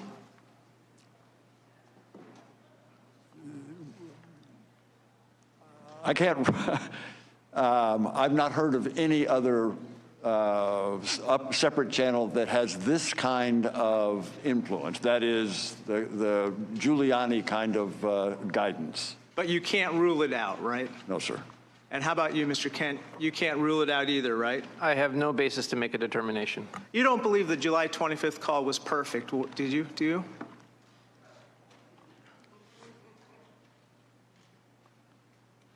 I think some of the language in the call gave cause for concern. Ambassador Taylor? I agree. And what was the cause for concern for you? There was part of the discussion of the previous ambassador was a cause for concern. Ambassadors did that, they would be betraying their responsibility to the nation and the men and women under their command? Yes, sir. And if that happened and were found out, could that person be subject to discipline? Yes, sir. Could that type of conduct trigger a court-martial? Yes, sir. Thank you. I yield back. Mr. Chairman. I thank the gentleman. Mr. Chairman, let's have unanimous. For what purpose the gentleman seek I thank the chairman. I have unanimous consent. Ask unanimous consent to enter into the record Mr. Mulvaney's statement where he said there's absolutely no quid pro quo from October 17th, 2019. Without objection. Mr. Nunes, you're recognized for any closing comments you'd like to make. Mr. Chairman. I've recognized Mr. Nunes for his comments. Ms. Conaway, we will get your motion. Okay. After Mr. Nunes' brief closing remarks and my brief closing remarks, it's my intention to excuse the witnesses. We'll have a very brief recess. Members should not go far. We will resume and take up Mr. Conaway's motion. Mr. Nunes. Thank you, Mr. Chair. I'll just be brief. I want to reiterate what I said earlier, and that is that we really should stop holding these hearings until we get the answer to three important topics. The first being the full extent of the Democrats' prior coordination with the whistleblower and who did the whistleblower coordinate with. Second, the full extent of Ukraine's election meddling against the Trump campaign. And third, why did Burisma hire Hunter Biden and what did he do for them? And did his position affect any government actions, U.S. government actions under the Obama administration? You are not allowing those witnesses to appear before the committee, which I think is a problem. So we'll expect, hopefully, you will allow us to bring in the whistleblower, the folks that he spoke to, and also numerous Democratic operatives who worked with Ukraine to meddle in the election. With that, I'll yield back. I thank the gentleman.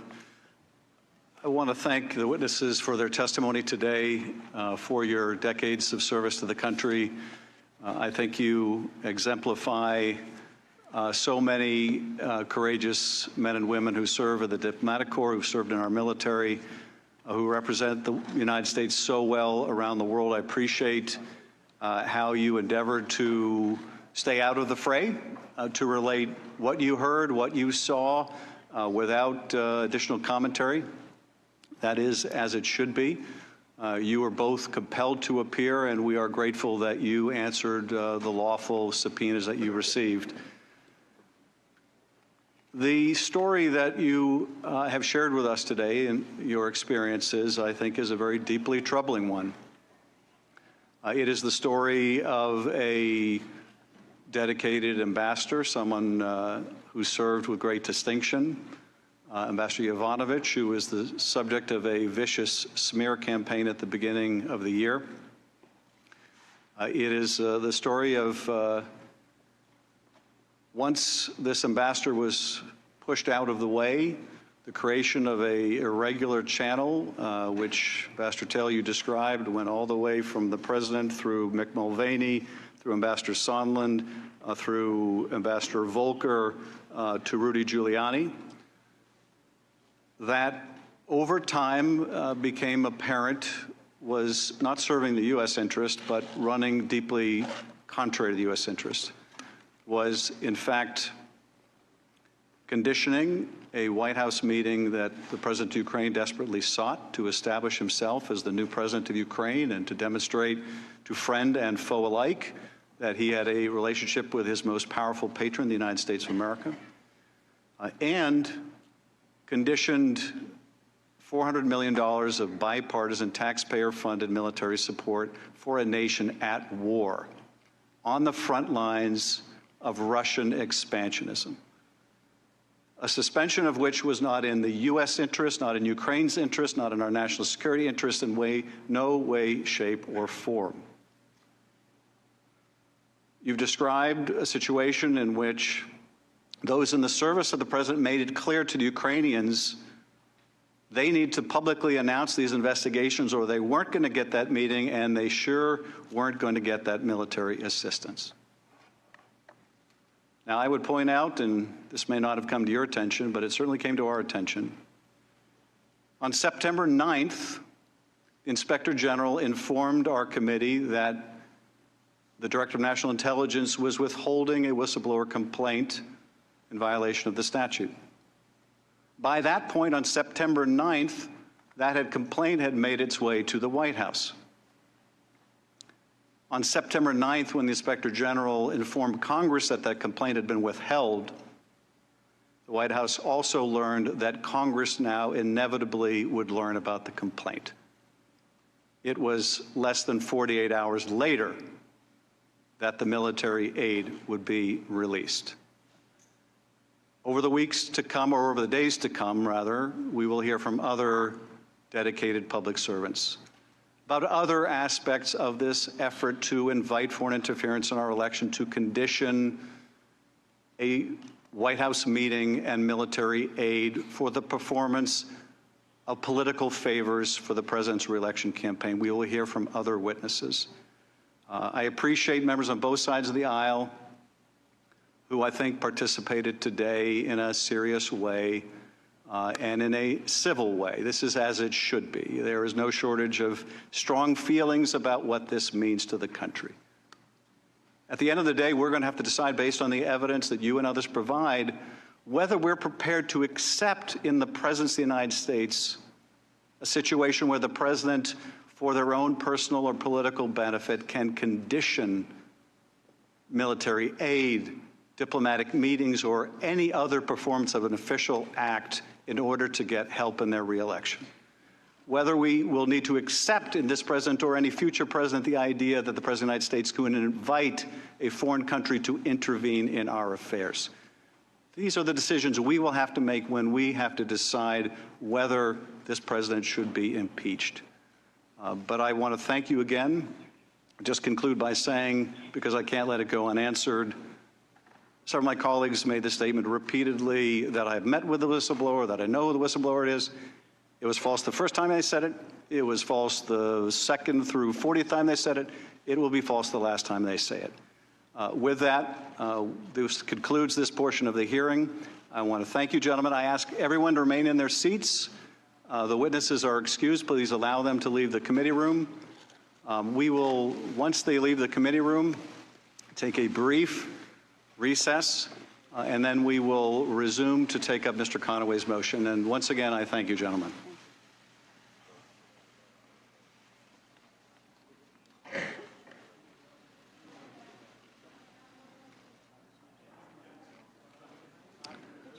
The committee is in a brief recess subject to the call of the chair. When we resume shortly, we'll take up Mr. Conaway's motion.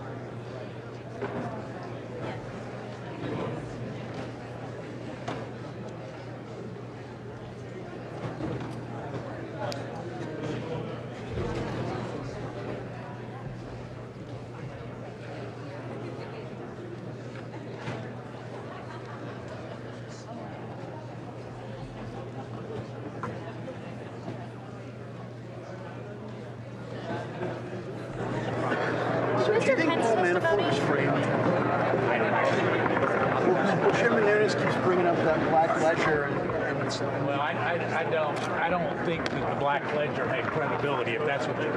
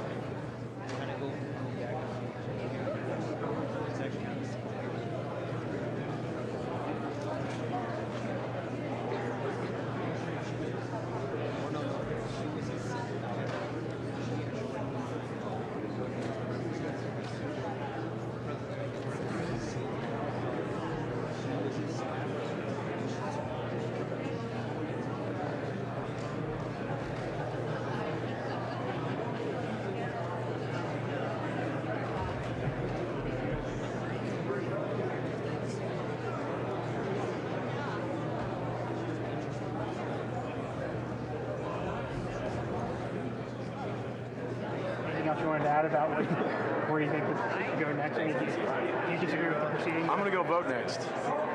Hey.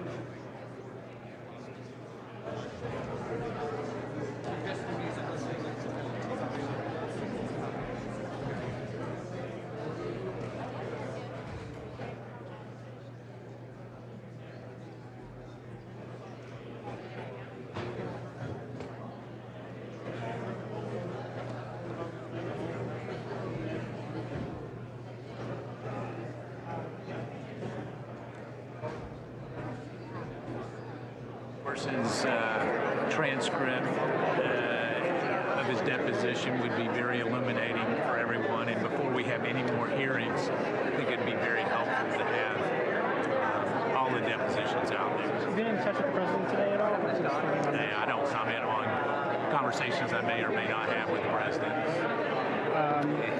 I'm sorry, I just don't. I mean, it's a good policy that I've stuck with. Yeah. You think that this was a good day for?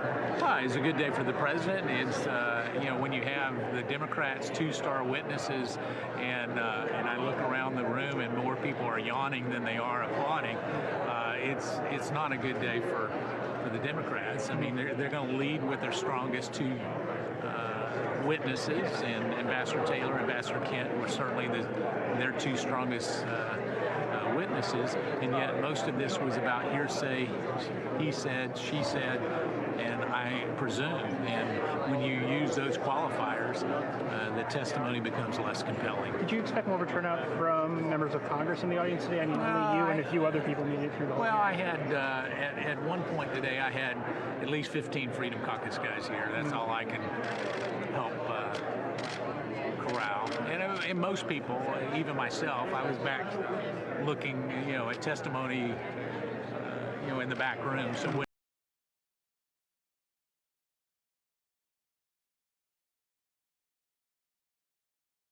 if I